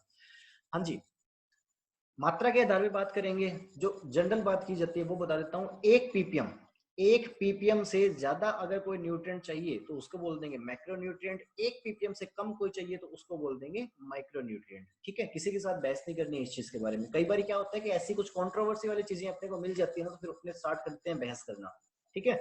अपने को किसी से बहस नहीं करनी, सीखते हुए चलना है। रेफरेंसेस की आप बिल्कुल चिंता मत कीजिए, अच्छे रेफरेंसेस मिल रहे हैं आपको सारे के सारे। हाँ जी, होगी ये बात। अब बात करते हैं मैक्रो न्यूट्रिएंट को फिर से 3 कैटेगरी में डिवाइड कर दिया गया, ठीक है। मैक्रो न्यूट्रिएंट्स को, अच्छा एक मैसेज आया चैट पे अभी कि 100 ppm हो सर, तो मैं बता देता हूँ यहाँ पे कि 0.1 ppm या फिर 0.01 ppm से लेकर के 1000 ppm तक आप इसकी रेंज मान सकते हो माइक्रो न्यूट्रिएंट की। 0.1 से लेकर के 1000 ppm तक आप इसकी, या 0.01 से लेकर के 1000 ppm तक आप इसकी रेंज मान सकते हो किसकी, माइक्रो न्यूट्रिएंट्स की। इतनी रेंज में पाए जा सकते हैं माइक्रो न्यूट्रिएंट किसी भी प्लांट में। बाकी अगली स्लाइड के अंदर आपको सारे के सारे देखने को मिल जाएंगे कौन कितनी अमाउंट में पाया जा रहा है। क्लियर, ओके, रेंज होगी आपके सामने। अब बात करते हैं मैक्रो न्यूट्रिएंट्स के बारे में। मैक्रो न्यूट्रिएंट्स को फिर से 3 कैटेगरीज में डिवाइड कर दिया गया। कौन कौन सी 3 कैटेगरीज, एक बोल दिया गया बेसिक एलिमेंट, दूसरा बोल दिया गया मेजर या प्राइमरी न्यूट्रिएंट, तीसरा बोल दिया गया सेकेंडरी एलिमेंट्स या सेकेंडरी न्यूट्रिएंट्स। हिंदी में बात करूं, बेसिक को क्या कहते हैं हिंदी में, याद नहीं आ रहा बेसिक को हिंदी में क्या कहते हैं। बेसिक को बेसिक ही मानिए आप, ठीक है, मूल। हाँ जी, मेजर या फिर प्राइमरी न्यूट्रिएंट्स के बारे में बात करेंगे। मेजर यानी कि मुख्य, या प्राइमरी यानी कि प्राथमिक न्यूट्रिएंट। सेकेंडरी के बारे में बात करेंगे तो ये कौन से हो गए, द्वितीयक खनिज तत्व। अब देखिए बात करते हैं मैक्रो न्यूट्रिएंट्स के अंदर 3 categories, basic nutrients, primary nutrients, secondary nutrients. Basic nutrient में 3 आ गए, कार्बन हाइड्रोजन और ऑक्सीजन, कार्बन हाइड्रोजन और ऑक्सीजन। प्राइमरी न्यूट्रिएंट्स में फिर से 3 आ गए, कौन कौन, नाइट्रोजन, फॉस्फोरस और पोटेशियम। सेकेंडरी एलिमेंट्स में फिर से 3 आ गए, कौन कौन, कैल्शियम, मैग्नीशियम और सल्फर। इसको याद रखना सबसे इजी है, मैक्रो न्यूट्रिएंट्स को याद रखना सबसे इजी है। 17 में से 9 आपके मैक्रो न्यूट्रिएंट, 9 को 3 में इक्वल में बांट दिया, बराबर बराबर भाग में बांट दिया, ठीक है। अगर एक याद हो गया तो दूसरे की संख्या ऑटोमेटिकली याद होगी, दूसरे में 8 ही होंगे, ठीक है। फिर अब 8 जो है इनको क्या क्या नाम दे दिए गए पहले तो देखते हैं। माइक्रो न्यूट्रिएंट को ट्रेस एलिमेंट्स के नाम से भी जाना जाता है, या फिर माइनर एलिमेंट्स के नाम से भी जाना जाता है।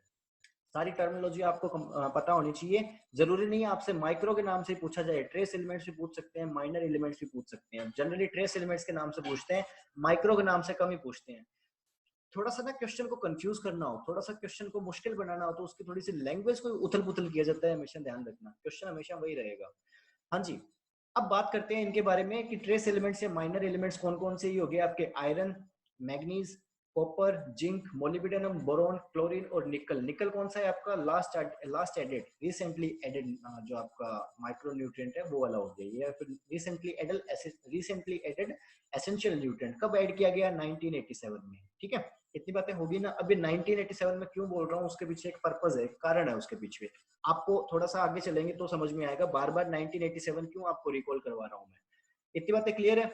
अब आगे देखते हैं, एक चीज और बता देता हूँ इनके बारे में, सोर्स के बारे में बात कर लेते हैं अपने, कि हमने शुरू शुरू में पहली स्लाइड में ये चीज देखी थी कि ये जो न्यूट्रिएंट्स होंगे उन न्यूट्रिएंट्स को केवल 3 सोर्सेज से एब्जॉर्ब किया जाता है प्लांट के द्वारा। या तो ये एयर से किया जा सकते हैं, एटमॉस्फेयर से, या इन्हें पानी से किया जा सकता है, या फिर कहाँ से किया जा सकता है, सोयल से।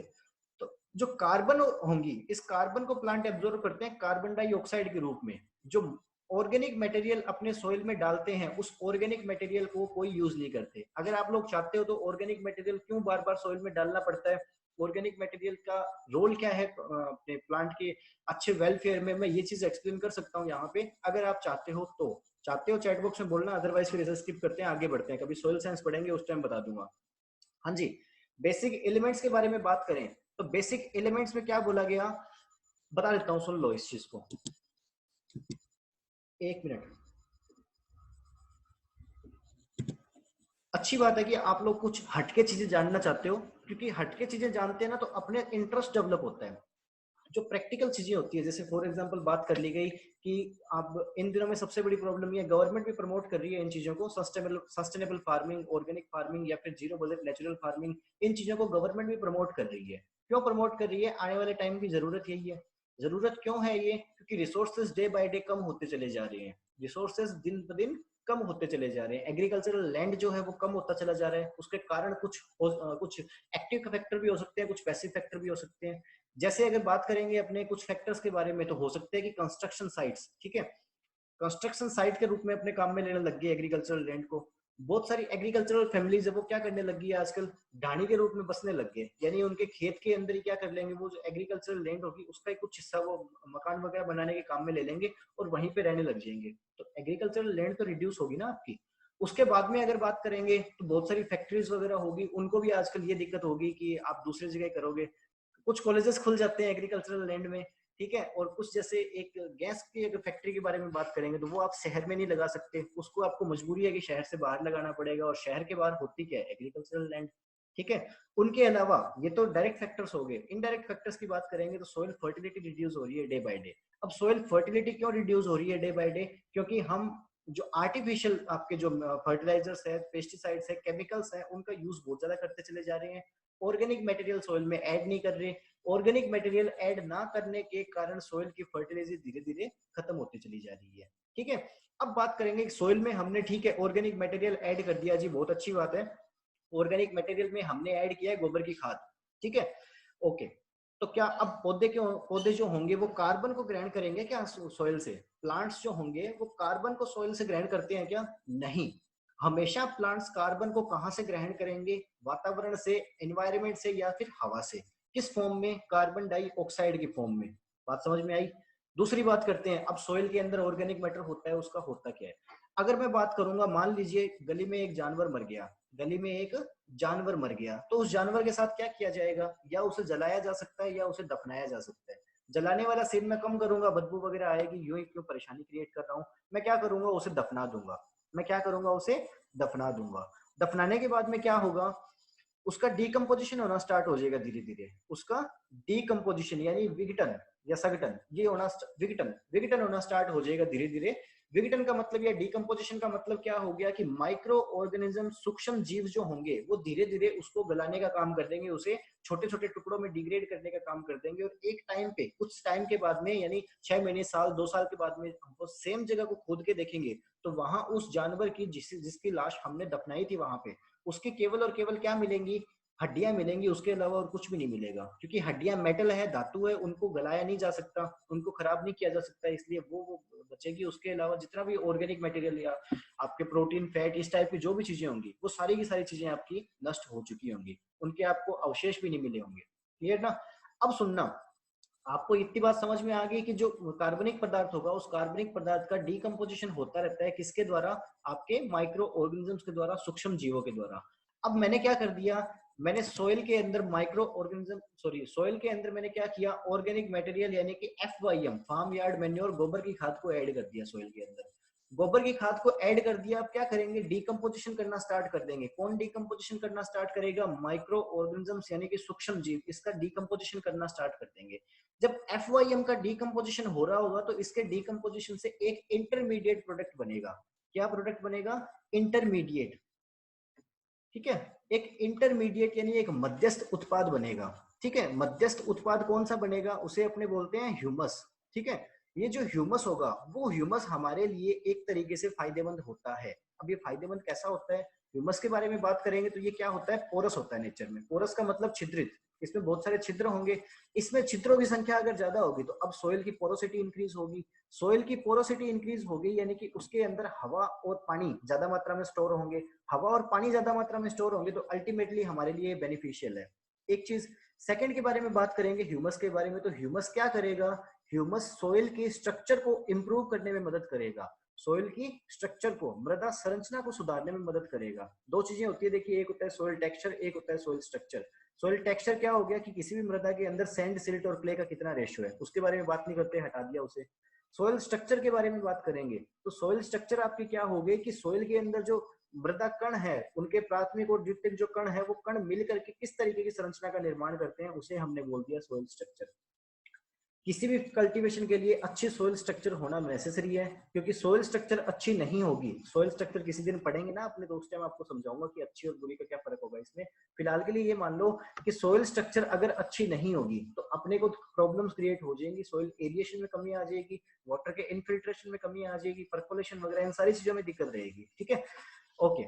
फिलहाल यहाँ पे क्या देखते हैं, जो ह्यूमस है, ह्यूमस ने क्या कर दिया, सोइल का एग्रीगेशन बढ़ा दिया, यानी कि प्राइमरी और सेकेंडरी पार्टिकल्स जो थे उन पार्टिकल्स को जोड़ जोड़ के रख रहा है। प्राइमरी और सेकेंडरी बोलना यहाँ पे गलत है, सेकेंडरी पार्टिकल्स ही सोइल एग्रीगेट कहलाता है। सेकेंडरी पार्टिकल्स में सोइल के प्राइमरी पार्टिकल्स जो होते हैं वो एक दूसरे से जुड़े रहते हैं किसी न किसी सीमेंटिंग एजेंट के द्वारा।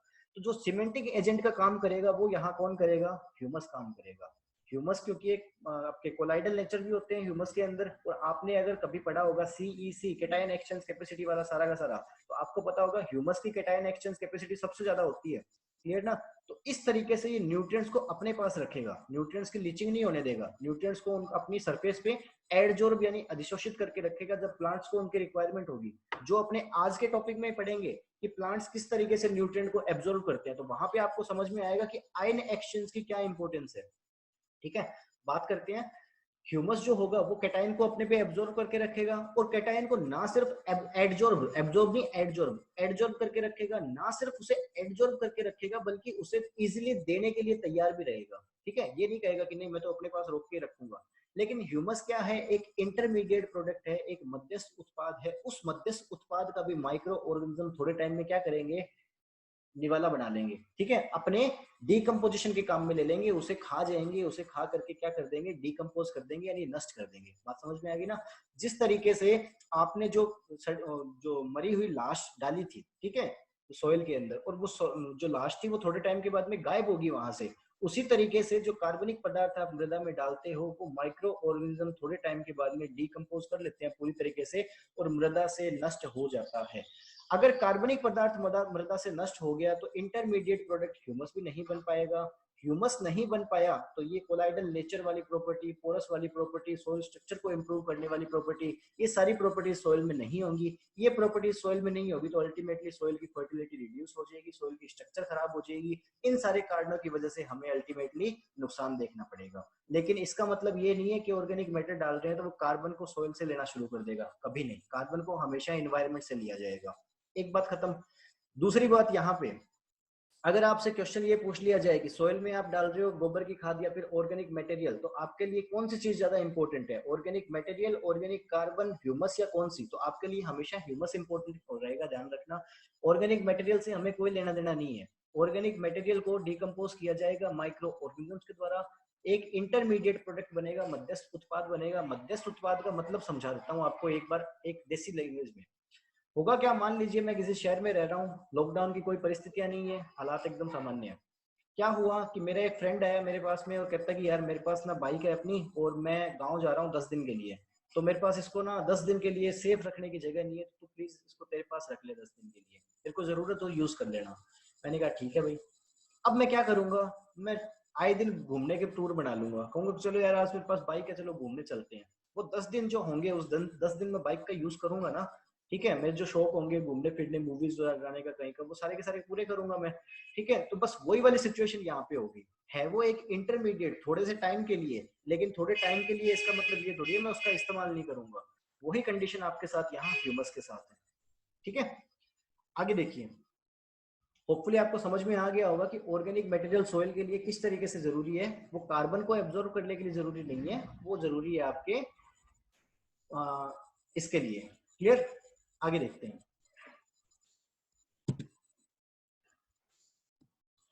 हाँ जी, अपने बात कर रहे थे सोर्स के बारे में। तो सोर्स के बारे में ये चीज फाइनल होगी कि कार्बन हमेशा कहाँ से एब्जॉर्ब किया जाएगा? हमेशा एब्जॉर्ब किया जाएगा एयर से। सॉइल में कितना मर्जी आप गोबर की खाद डाल दीजिए, वहां से कभी भी कार्बन एब्जॉर्ब नहीं किया जाएगा। हाइड्रोजन कहाँ से किया जाएगा? H2O के रूप में। ऑक्सीजन कहाँ से किया जाएगा? It may be from carbon dioxide और इट मे बी फ्रॉम आपके H2O वाटर। क्लियर? में अब ये सारे के सारे कहाँ से हो गए? अलग अलग सोर्सेज से हो गए, या तो एयर से किए जा रहे हैं या वाटर से किए जा रहे हैं। जबकि ये जितने भी है वो सारे के सारे हमेशा सॉइल से एब्जॉर्ब किए जाएंगे, ध्यान रखना। इनका कोई एक्सटर्नल सोर्स नहीं होता। काश कल को अगर ऐसा हो पाता कि नाइट्रोजन जो है उसे प्लांट एनवायरनमेंट से ही एब्जॉर्ब कर रहे हैं, तो अपनी समस्या समाधान हो जाती। एक अपने बार बार पढ़ते रहते हैं ना, राइजोबियम राइजोबियम, कि राइजोबियम नाइट्रोजन फिक्सेशन का काम करता है। तो राइजोबियम कौन से नाइट्रोजन का फिक्सेशन करता है? वो एटमॉस्फेयर में जो नाइट्रोजन है उस नाइट्रोजन को रिसीव करेगा, उसे कन्वर्ट करेगा उस फॉर्म में जो फॉर्म प्लांट्स के काम की हो। एटमॉस्फेयर में नाइट्रोजन N2 के फॉर्म में रहती है, गैस के फॉर्म में। ये फॉर्म में प्लांट के किसी काम की नहीं है। ठीक है, वही वाली कंडीशन होगी कि आप कच्चा व्हीट क्यों नहीं खा पाते, आपको उसे आटा क्यों बनाना है, क्यों उसकी चपाती बनानी है, उसको कुक करना है। वही कंडीशन यहाँ होगी। प्लांट्स N2 फॉर्म में कभी नाइट्रोजन को एब्जॉर्ब नहीं करेंगे। ठीक है, प्लांट्स हमेशा नाइट्रोजन को अमोनियम में नाइट्रेट फॉर्म में एब्जॉर्ब करते हैं। जो आपका राइजोबियम बैक्टीरिया होगा वो क्या करेगा? N2 फॉर्म से लेगा नाइट्रोजन को, उसे कन्वर्ट कर देगा आपके जो प्लांट की अवेलेबल फॉर्म है उसमें, और थोड़ा खुद काम में ले लेगा, बाकी बचा हुआ प्लांट्स को डिलीवर कर देगा। बदले में प्लांट से ऑक्सीजन लेता रहेगा, किसकी सहायता से? लैग हीमोग्लोबिन की सहायता से। ये सारा का सारा कंसेप्ट इससे जुड़ा हुआ है, इसीलिए वो राइजोबियम जरूरी है, वगैरह वगैरह सारी बातें हो चुकी है यहाँ पे। क्लियर? सोर्सेस की बातें होगी। अब जो 1 ppm 2 ppm वाली कहानी थी उसके बारे में थोड़ा देख लेते हैं। यहाँ पे आपके सामने कुछ न्यूट्रिएंट्स हैं, इनमें कुछ देख लेता हूँ मैं, एक मिनट। सोडियम, जैसे ये सोडियम हो गया, या फिर सिलिकॉन वगैरह भी है क्या? मैंने हटा दिए थे वैसे तो ये, लेकिन ये रह गए इसमें शायद एक आधे। मैंने केवल एसेंशियल न्यूट्रिएंट को ऐड करना था, सिलिका वगैरह कुछ था मैंने हटा दिया, लेकिन ये सोडियम फिर भी रह गया। तो ये नॉन एसेंशियल है, लेकिन फिर भी ये बेनिफिशियल है। बेनिफिशियल क्या होते हैं वो अगली स्लाइड में देखेंगे अपने, फिलहाल के लिए इसके लिए कंफ्यूज नहीं होना। कल को ये मेंशन इसलिए कर रहा हूँ, कल को आप इस टेबल को देख के एसेंशियल और नॉन एसेंशियल देखने लगो तो दिमाग ना खराब करो अपना। ठीक है, सोडियम एसेंशियल न्यूट्रिएंट नहीं है, ये बेनिफिशियल न्यूट्रिएंट है। बात करते हैं अब इस टेबल के बारे में। इस टेबल में सबसे पहले आपको न्यूट्रिएंट्स के बारे में दे दिया गया, और एक डिटेल आपके सामने ये भी है कि वो न्यूट्रिएंट जो कहाँ से एब्जॉर्ब किए जाते हो, पानी से या कार्बन डाइऑक्साइड से। तो आपके सामने तीनों है, आप समझ गए इस चीज को। सिंबल के बारे में बात करेंगे, इन सिंबल से इन्हें बताया जाता है। जैसे पोटेशियम है, पी से शुरू हो रहा है, लेकिन इसे शो किससे करते हैं? के से। ठीक है, सिंबल आपको पता लग गया इन सबका। उसके बाद में यहाँ जो इसके बाद में जो भी न्यूट्रिएंट होंगे वो सोइल से एब्जॉर्ब किए जा रहे हैं, ये भी सोइल से एब्जॉर्ब किए जाएंगे सारे के सारे। इतनी बातें समझ में आ गई। कंसंट्रेशन इन ड्राई मेटल, अब ये यहाँ पे देखना, यहाँ परसेंटेज में दिया गया है, जबकि दूसरी वाली टेबल में पीपीएम में दिया गया है।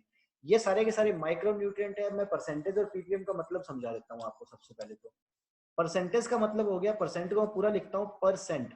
इसका मतलब क्या हो गया? पर यानी क्या? वही पर, हिंदी वर्ड पता नहीं, मतलब बता देता हूँ। पर और सेंट, सेंट का मतलब होता है 100, सेंट का मतलब होता है 100। पर का मतलब क्या हो गया? 100 में कितना, 100 में कितना, यानी 100 में कौन सा भाग है। अब अगर मैं बात करूंगा कि हाइड्रोजन है वो प्लांट के ड्राई मैटर का 6% बनाता है, तो मतलब ये हो गया कि अगर प्लांट में 100% मटेरियल है तो 100 का 6% क्या होगा? हाइड्रोजन होगा। बात समझ में आ गई ना? ये हो गया आपके परसेंट का मतलब। ठीक है, प्रति इकाई एक तरीके से आप कह सकते हो कि एक 100 के अंदर पर यूनिट कितना, 100 के अंदर कितना। ठीक है, अब बात करते हैं पीपीएम के बारे में। पीपीएम का फुल फॉर्म क्या होगी? पार्ट पर मिलियन, पार्ट पर मिलियन। मिलियन के बारे में बात करें, मिलियन का मतलब होता है 10 लाख। मिलियन का मतलब हो गया 10 लाख, यानी मिलियन का ये तात्पर्य हो गया कि 10 लाख में कितना, 10 लाख में कितना। आप इन दिनों वो कोरोना वायरस वाला अगर देख रहे हो, वो वर्ड चार्ट देख रहे हो, तो उनके अंदर एक डाटा शो करता है कि इसकी डेंसिटी कितनी है पर मिलियन के अकॉर्डिंग। वहां पे लिखा होता है ना 0.1, यानी कि उसका मतलब क्या हो गया कि 10 लाख लोगों में 0.1 बंदे को होने की ये आशंका है कोरोना वायरस। ठीक है, कहीं पे लिखा होता है 1, यानी उसका मतलब क्या हो गया कि 10 लाख में से किसी एक को हो सकता है कोरोना वायरस। बात समझ में आ गई ना? वो वाली है इसकी डेंसिटी का तात्पर्य। अब यहाँ पे आप पार्ट पर मिलियन भी समझ चुके हो, परसेंटेज भी समझ चुके हो। अब बात कर लेते हैं इनकी ड्राई मैटर में कंसंट्रेशन के बारे में। 4 नंबर टेबल को बाद में देखेंगे। ठीक है, अब क्या 4 नंबर कॉलम को, अब क्या बोला गया? Hydrogen 6%, carbon 45%, oxygen 45%। यानी प्लांट 100% है, उस 100% का 96% तो केवल इन तीन ने ही बना दिया, उसका 96% तो केवल कार्बन, हाइड्रोजन और ऑक्सीजन ने बना दिया। हाँ जी सर, ये 3%, ये तीन जो होते हैं ना, वो तीन आपके मेजोरिटी पार्ट प्लांट का ये तीनों ही बनाते हैं, इसीलिए तो अपने इन्हें बेसिक न्यूट्रिएंट या फिर स्ट्रक्चरल न्यूट्रिएंट बोलते हैं, ऐसे थोड़ी बोलते हैं। अच्छा, इसलिए बोलते हैं क्या? समझ में आ गई है मेरे को बात ये। उसके बाद में क्या था, प्राइमरी और सेकेंडरी न्यूट्रिएंट। ओके, तो ये क्या है, नाइट्रोजन होगा तकरीबन 1.5%, पोटेशियम 1%, 0.5, 0.2, 0.2 और 0.1%। यानी अभी भी ये 100 में चल रहे हैं, इस 100 में 0.1% ये होगा सल्फर, 100 में 0.1% क्या होगा, फॉस्फोरस, 100 में से 0.2% क्या होगा, मैग्नीशियम। अब इनके बारे में जब बात करेंगे तो ये सारा का सारा मैटर ये आ गया किसके अंदर, पीपीएम में, पार्ट्स पर मिलियन। यानी 10 लाख में 100 मोलिक्यूल हो सकते हैं क्लोरीन के। एक जो प्लांट होगा उसकी जो ऐश होगी, ड्राई ऐश, या फिर एक प्लांट का जो ड्राई मैटर होगा, शुष्क बार होगा, उस शुष्क बार में कौन सा न्यूट्रिएंट कितना है वो टेबल पढ़ रहे हैं अपने यहाँ पे। क्लोरीन कितना हो सकता है, 10 लाख में से 100 मोलिक्यूल, 10 लाख में से 100 मोलिक्यूल आयरन के, बोरोन के 10 लाख में से 20, मैग्नीशियम के 50, 10, 20, 6। निकल और मोलिब्डेनम के बारे में बात करेंगे तो 10 लाख में 0.1। मैंने आपको रेंज क्या बताई थी, 0.1 से 1000 की रेंज आपको बताई थी। आप रेंज यही कंसिडर करना माइक्रो न्यूट्रिएंट की। बाकी तो आपके सामने है, यहाँ पे 100 तक आकर के मैक्सिमम खत्म हो रहा है, लेकिन फिर भी आप 1000 तक की रेंज रखना, क्योंकि ये भी मैं ऑथेंटिक सोर्स से बता रहा हूँ, एक ऑथेंटिक सोर्स है, वहां पे ये रेंज दी गई है, ध्यान रखना। ठीक है, अपने पास से कुछ भी नहीं बताता मैं। ये स्टडी एक ऐसी चीज है जो आपको कोई कुछ भी बोल दे, अगर आपको फलाना बंदा ये बोलता है कि मैं अपना, मेरा मटेरियल है ये, तो वो झूठ बोल रहा है। तेरा आपका मटेरियल है तो आपने क्या इसको क्या प्रोड्यूस किया है, क्या आपने कैसे प्रोड्यूस किया, आपने क्या कैलकुलेशन करके देखा है क्या हाइड्रोजन कितने परसेंटेज है? किसी का अपना मटेरियल नहीं होता, सारे के सारे कॉपी पेस्ट करते हैं, या फिर बोल देता हूँ कि कंपाइल करते हैं। ठीक है, अलग अलग सोर्सेस को कलेक्ट करके उनमें से अच्छे मटेरियल को कलेक्ट करना ही क्या हो गया, मेरा मटेरियल। ठीक है, तो यहाँ जितनी भी बातें आपके सामने है उसमें से एक भी बात मैं अपने से नहीं बोल रहा, कहीं ना कहीं से अच्छे सोर्स से पढ़ के बोल रहा हूँ। अब वो अच्छा सोर्स का, हमेशा गूगल वाला अच्छा सोर्स नहीं होता, ध्यान रखना। गूगल करोगे आप किसी चीज को तो हो सकता है अनाप शनाप रिजल्ट मिल जाए आपको, उनमें नहीं जाना अपने को। सोर्सेज वेरीफाई करना इंपॉर्टेंट है कि आप कौन से सोर्स को फॉलो कर रहे हो। अब बात कर रहे हैं उसके बाद में चौथे कॉलम के बारे में कि इसमें क्या लिखा गया है। इसमें लिखा गया है कि मोलिब्डेनम के, अगर मैं रेशो में बात करूं कि एक मोलिब्डेनम का आपके कंपाउंड हो तो उसके रेशो में दूसरे कितने होंगे, तो बात करते हैं उल्टे से, यहां से शुरू करेंगे।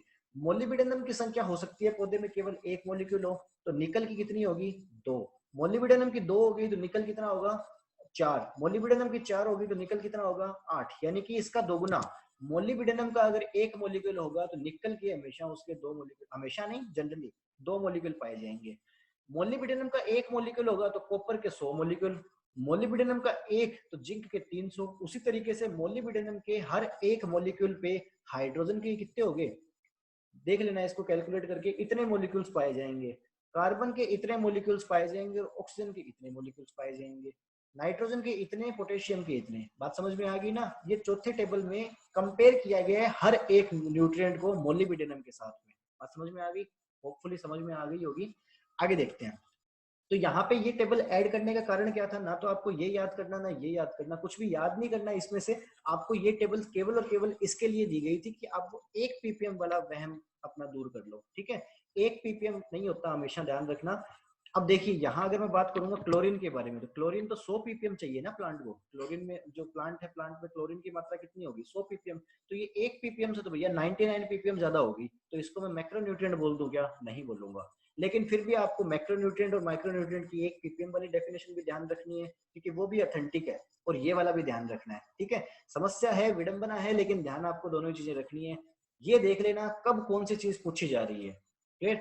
आगे देखिए, उसके बाद में क्या बोल दिया गया, अवेलेबल फॉर्म। अब वहां पे अपने ने कई सारी चीजें पढ़ी थी ना, फिर एक वर्ड आया था न्यूट्रिएंट। न्यूट्रिएंट किस चीज को बोलेंगे, वो फॉर्म जिस फॉर्म में प्लांट एब्जॉर्व कर रहे हो किसी भी न्यूट्रिएंट को। जैसे आप वीट को कंज्यूम कर रहे हो किस फॉर्म में, रोटी की फॉर्म में, ठीक है, या फिर अलग अलग फॉर्म में सूजी, या फिर उपमा बना रहे हो, कुछ भी वोटेवर जो भी है। अब यहाँ बात करेंगे नाइट्रोजन के बारे में। तो कैटाइन और एनाइन में सबसे पहले आपको पहले ही बता चुका हूँ, कैटाइन क्या होते हैं, एनाइन क्या होते हैं। प्रोटॉन की संख्या इलेक्ट्रॉन की संख्या से ज्यादा है तो उसे मैं क्या बोल दूंगा, कैटाइन यानी धनायन। एनाइन क्या हो जाएगा, इलेक्ट्रॉन की संख्या प्रोटॉन की संख्या से ज्यादा है उसे क्या बोल दूंगा, एनाइन या फिर एनाइन। इतनी बातें क्लियर है? नाइट्रोजन के बारे में बात करेंगे तो ये कौन सी फॉर्म होगी, अमोनियम फॉर्म, NH4 पॉजिटिव। ये होगी आपकी K पॉजिटिव। पोटेशियम की, calcium 2 positive, magnesium 2 positive, iron की 2 पॉजिटिव और 3 पॉजिटिव दोनों फॉर्म में ग्रहण किया जाता है प्लांट के द्वारा। Mn 2 positive, zinc 2 positive, copper 2 positive और 3 पॉजिटिव, उसमें मोस्ट इंपोर्टेंटली कॉपर 2 पॉजिटिव, निकल का 2 पॉजिटिव, सोडियम का 2 पॉजिटिव और कोबाल्ट का 2 पॉजिटिव। क्लियर। नाइट्रोजन के बारे में बात करेंगे तो ये कौन सी फॉर्म होगी नाइट्रोजन की? नाइट्रेट फॉर्म होगी, ध्यान रखना, नाइट्रेट। अब एक और फॉर्म होती है नाइट्रोजन की जिसे बोलते हैं NO2 नेगेटिव, वो फॉर्म होती है नाइट्राइट, नाइट्राइट। तो ये ट्राइट और ट्रेट में डिफरेंस हमेशा ध्यान रखना, ठीक है, कंफ्यूज मत हो जाना इस चीज में। एक होगी नाइट्रेट, एक होगी नाइट्राइट। नाइट्राइट कभी एब्जॉर्ब नहीं करेंगे प्लांट, नाइट्राइट फॉर्म प्लांट्स के लिए नुकसानदायक होती है। बात समझ में आई? प्लांट हमेशा नाइट्रेट फॉर्म में ग्रहण करेंगे आपके, हमेशा नहीं, अमोनियम या फिर नाइट्रेट फॉर्म में ही ग्रहण करेंगे किसे? आपके नाइट्रोजन को। नाइट्राइट फॉर्म में कभी ग्रहण नहीं करेंगे, इसमें कंफ्यूज मत होना। एक चीज बाकी, अपने कभी मिनरलाइजेशन वाला टॉपिक करेंगे तो उसमें ये सारी बातें आ जाएंगी। और बाकी मेरे ख्याल से मैंने मिनरलाइजेशन वाला बिल्कुल स्टार्टिंग में करवाया, उसका लेक्चर रिकॉर्डेड पड़ा है मेरे पास, लेकिन थोड़ा एडिट करना पड़ेगा। देखता हूँ मैं, या तो वो सेम लेक्चर अपलोड कर दूंगा, नहीं तो फिर से पढ़ा देंगे। हाँ जी, आगे देखिए, आगे देखिए, सब लोगों ने नहीं किया, आधे लोगों ने कर रखा है।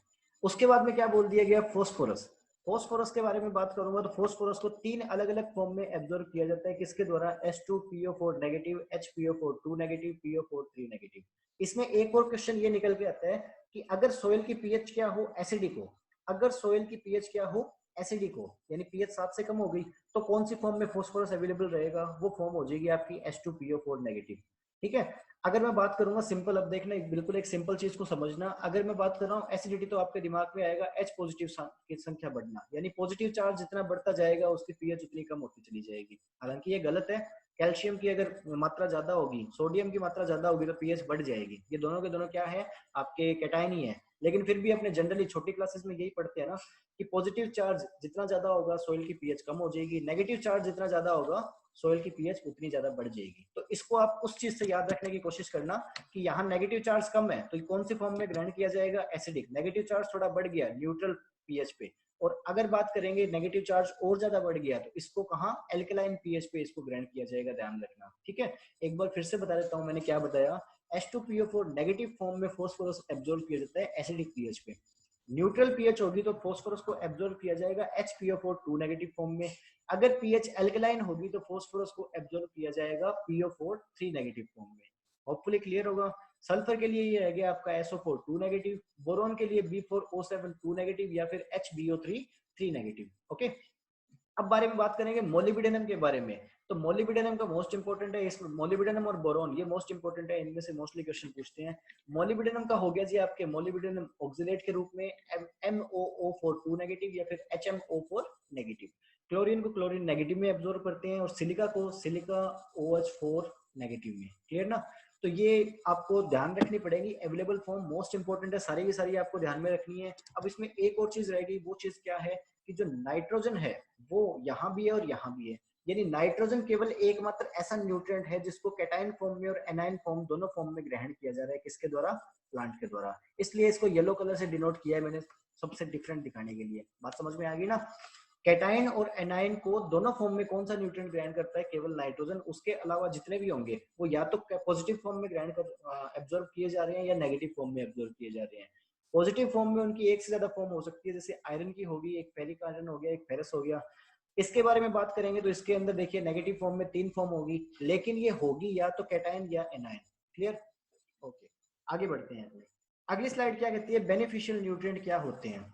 अगली स्लाइड कहती है जी बेनिफिशियल न्यूट्रिएंट क्या होते हैं। हाँ जी, अगला देखते हैं। Beneficial nutrient. बेनिफिशियल न्यूट्रिएंट किसे बोल दिया गया? देखिए नाम से पता लग रहा है बेनिफिशियल यानी इससे कोई फायदा हो रहा होगा। अब एसेंशियल नाम से पता लग रहा था, एसेंशियल का मतलब क्या हो गया? अनिवार्य, जिसके बिना गुजारा संभव ना हो उसे बोल दिया गया एसेंशियल यानी अनिवार्य। बेनिफिशियल क्या हो गया? बेनिफिशियल वो वाले न्यूट्रिएंट हो गए जो एसेंशियल तो नहीं होंगे, जो एसेंशियल नहीं होंगे, इनके बिना जीवन यापन संभव है, लेकिन अगर ये आ गए तो इनकी वजह से एक्स्ट्रा एडवांटेज होगी अपने को, इनकी वजह से एक्स्ट्रा एडवांटेज होंगी अपने को। कोई पर्टिकुलर क्रॉप में कोई पर्टिकुलर न्यूट्रिएंट ही होते हैं। अब तक केवल ये 4 न्यूट्रिएंट बोले गए हैं, लेकिन आप अलग अलग रिसर्च पेपर्स अगर आप पढ़ोगे तो उसमें बहुत सारे आपको बेनिफिशियल न्यूट्रिएंट मिल जाएंगे। लेकिन जो अपनी बुक्स है, टेक्स्ट बुक्स जो है, उनमें अभी तक केवल 4 बोले जा रहे हैं। कौन कौन से ये 4? वेनेडियम, सिलिकॉन, कोबाल्ट और सोडियम। क्लियर ना? अगर बात करेंगे सोडियम, तो एट्रिप्लेक्स नाम की एक क्रॉप होती है, ठीक है, उसके अंदर इसका पॉजिटिव इफेक्ट देखने को मिलता है। राइस में आप हमेशा पढ़ते हो सिलिका, वेलेडियम और कोबाल्ट किसमें हो गया, फॉन, एक्वेटिक जो होते हैं ना उनको बोल देते हैं फॉन। क्लियर। आगे देखते हैं, बात करते हैं बेनिफिशियल न्यूट्रिएंट के बारे में, समझ गए जो एसेंशियल नहीं है, ये एसेंशियल नहीं है। अगर मैं बात करूं, चलो देसी एग्जांपल में बात करूं, मेरे को जिंदा रहने के लिए किस चीज की रिक्वायरमेंट है, खाना खाने की रिक्वायरमेंट है, दाल रोटी मिल रही है मुझे, लेकिन अगर मैं कहूँ कि मुझे तो रोटी पे मक्खन लगा हुआ चाहिए, बटर लगा हुआ चाहिए, ठीक है, अगर बटर नहीं होगा तो क्या मैं मर जाऊंगा, क्या नहीं मरूंगा, ठीक है। अगर मैं वो बिना बटर की रोटी भी खा रहा हूँ तो उससे भी मेरा गुजारा होता रहेगा, यानी बिना बटर की रोटी तो मेरे लिए एसेंशियल है। लेकिन अगर उस पर बटर लग गया तो अब थोड़ा सा और अच्छा है, समझ गए ना बात को, थोड़ा खाना उसको और इजी हो जाएगा, थोड़ा वो टेस्ट अच्छा उसका आ जाएगा, तो वो वाली कंडीशन यहाँ पे होगी। बेनिफिशियल क्या हो गया, जो एसेंशियल तो नहीं है लेकिन अगर ये आ गया तो उससे थोड़ा एक्स्ट्रा एडवांटेज मिल जाएंगे अपने को। क्लियर ना। चार है, कौन कौन से, वेनेडियम, सिलिकॉन, कोबाल्ट और सोडियम। अब बात करते हैं कंसेप्ट फंक्शनल न्यूट्रिएंट के बारे में। सबसे पहले तो ये चीज की फंक्शनल न्यूट्रिएंट का कंसेप्ट दिया किसने, डीजे निकोलस ने दिया, ये इसका इंपॉर्टेंट क्वेश्चन है। पहली चीज तो किसने दिया ये कंसेप्ट, डीजे निकोलस ने दिया। दूसरी चीज कब दिया, 1963 में दिया। अब यहाँ जो मैं बार बार आपको 1987 के अंदर निकल को ऐड किया गया, 1987 में निकल को ऐड किया गया, वो बात बोल रहा हूँ, वो चीज निकल के आएगी। इन्होंने फंक्शनल न्यूट्रिएंट का कंसेप्ट कब दिया, 1963 में। फंक्शनल न्यूट्रिएंट कितने बताए संख्या में, 20 बताए। क्या होते हैं फंक्शनल न्यूट्रिएंट, एसेंशियल न्यूट्रिएंट और बेनिफिशियल न्यूट्रिएंट को जोड़कर जो संख्या प्राप्त हो उसे बोल दिया गया फंक्शनल न्यूट्रिएंट। एसेंशियल न्यूट्रिएंट कितने थे 1963 तक, 16। बेनिफिशियल न्यूट्रिएंट कितने थे, 4। टोटल कितने हो गए, 20। आज के दिन ये होने तो चाहिए 21, लेकिन कोई भी बुक में 21 लिखा मैंने आज तक देखा ही नहीं। अच्छे से अच्छे रेफरेंस में 21 मैंने लिखा नहीं देखा आज तक। तो आप इसे 20 ध्यान में रखेंगे, लेकिन एक चीज ध्यान में रखेंगे कि 20 का रट्टा नहीं लगाना। कल को क्वेश्चन पता नहीं किस तरीके से घुमा के पूछ लिया जाए, हो सकता है क्वेश्चन में वो आपसे पूछ रहा हो कि 21 ही आप आंसर करें। तो आपको इसको माइंड में रखना है हमेशा।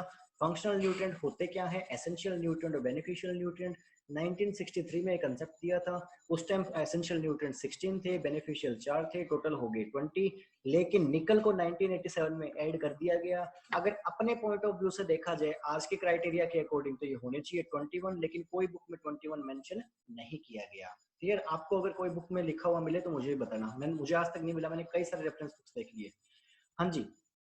इवन एक और विडंबना की बात है, 17 भी बहुत बहुत कम बुक्स में लिखा हुआ है।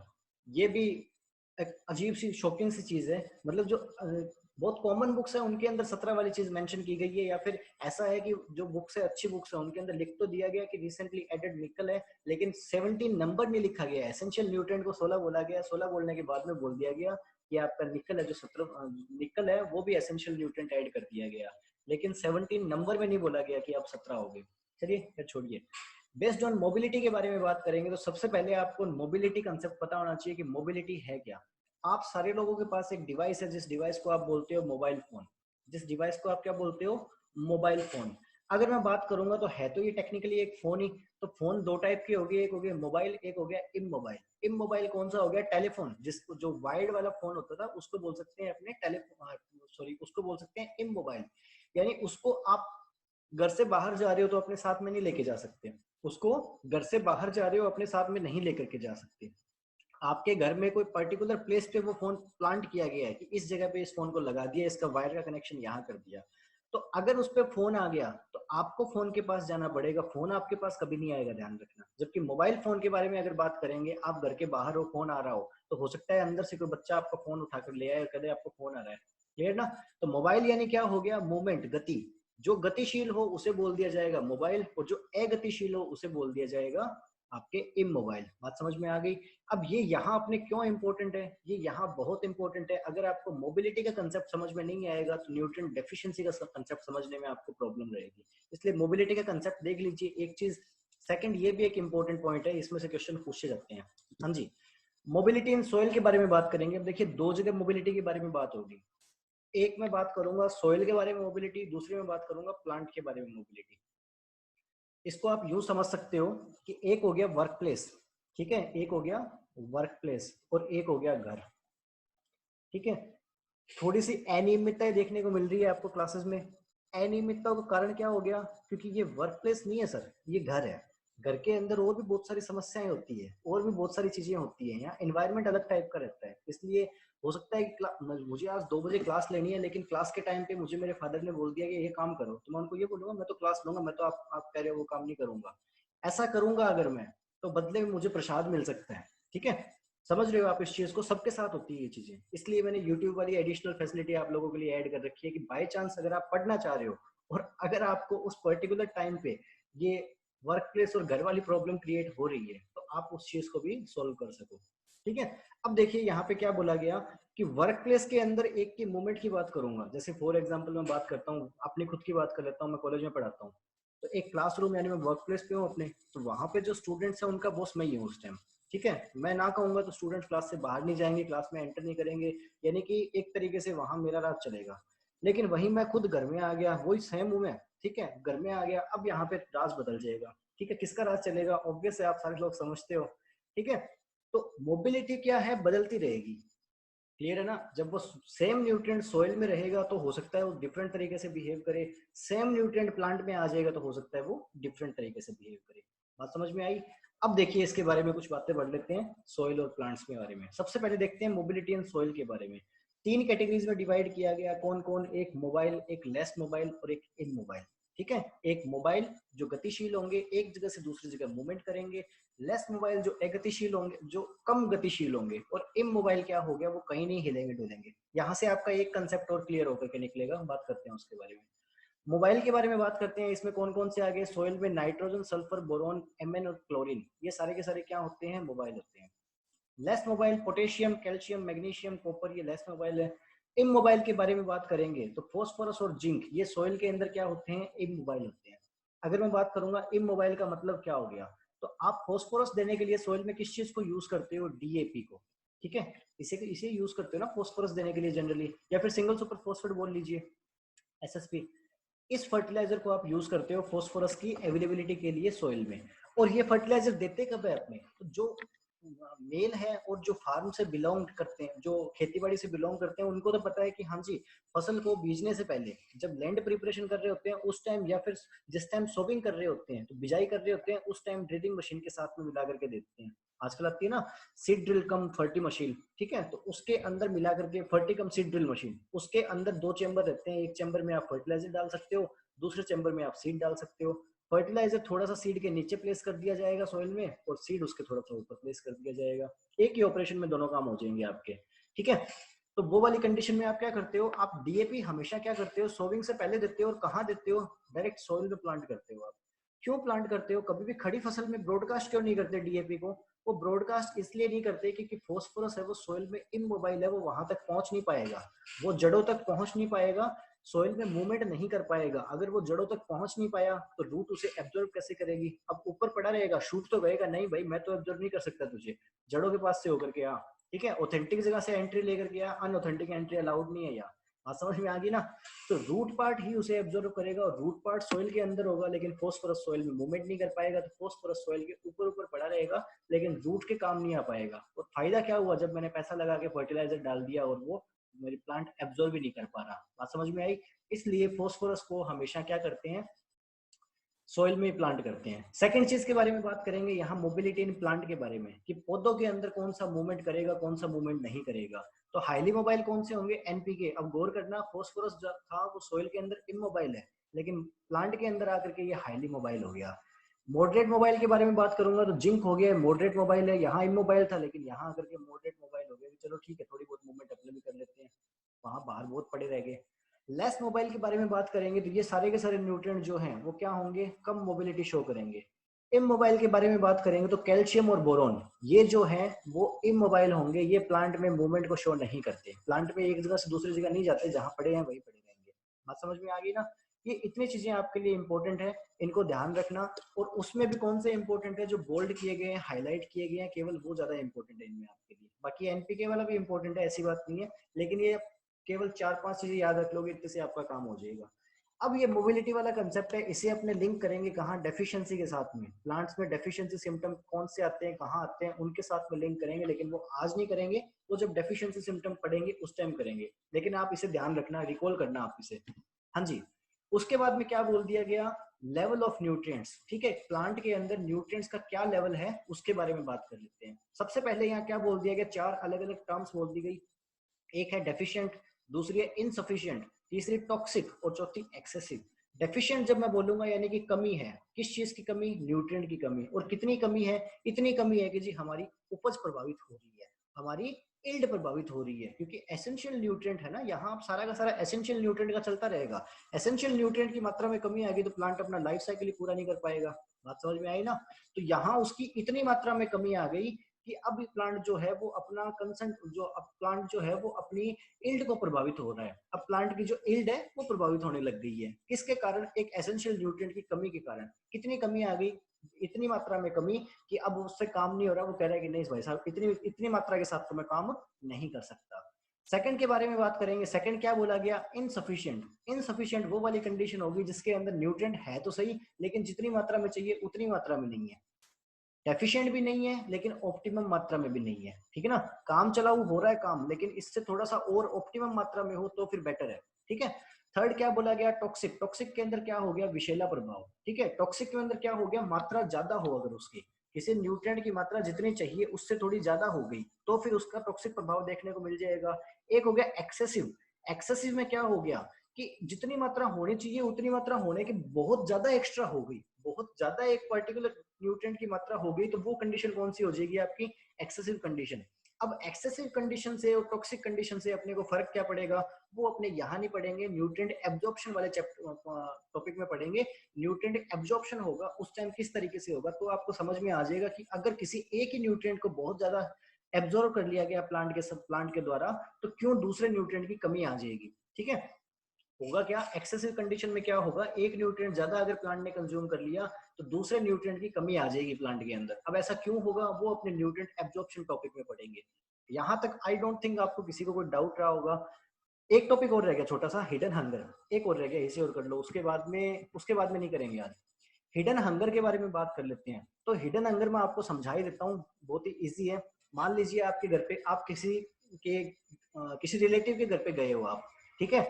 आप किसी रिलेटिव के घर पे गए हो, वहां क्या कंडीशन आ गई, आप किसी रिलेटिव सॉरी आप किसी रिलेटिव के घर पे गए हो, वहां क्या कंडीशन क्रिएट होगी कि आपको भूख लगी है, लेकिन आप मैनर्स दिखाना चाह रहे हो, आप उनको बोल के नहीं कहोगे, आप इसी चीज का वेट करोगे वो आपको ऑफर कब करे। जब आपको ऑफर करेंगे उस टाइम भी आप सोचोगे कि नहीं यार मैनर्स रखने हैं, हमें भूख नहीं दिखानी, ठीक है। अपने क्या करेंगे, थोड़ा सा तहजीब में रहते हैं, तहजीब में रहने के चक्कर में अपने भूख को कंट्रोल करेंगे, साइन नहीं देंगे उनको। लेकिन वही अगर अपने खुद के घर में होते तो भूख का भय लगने लगता है, इतने में अपने हल्ला मचा देते कि हमें तो भूख लगी, खाना दो, है ना। लेकिन किसी रिलेटिव के घर में होते हैं तो वहां अपने वो सारी चीजें शो नहीं करते। सेम चीज यहाँ है, यहाँ क्या हो गया कि कोई एक प्लांट है, उसके अंदर एसेंशियल न्यूट्रिएंट की डेफिशिएंसी हो गई। एसेंशियल न्यूट्रिएंट की डेफिशिएंसी, अब वो वर्ड वहां क्यों डिस्कस किए गए थे, ताकि आप समझ सको। डेफिशिएंसी का मतलब क्या हो गया कि उतनी मात्रा में कमी हो गई कि अब पौधे को फर्क पड़ना शुरू हो गया, उससे इल्ड प्रभावित होनी शुरू होगी। इल्ड प्रभावित होनी शुरू होगी यानी इकोनॉमिकल लॉस होना शुरू हो गया अपने को, ठीक है। दूसरा इनसफिशिएंट था। इनसफिशिएंट में चलो ठीक है, काम तो हो रहा है लेकिन थोड़ा और अगर होता तो बढ़िया रहता।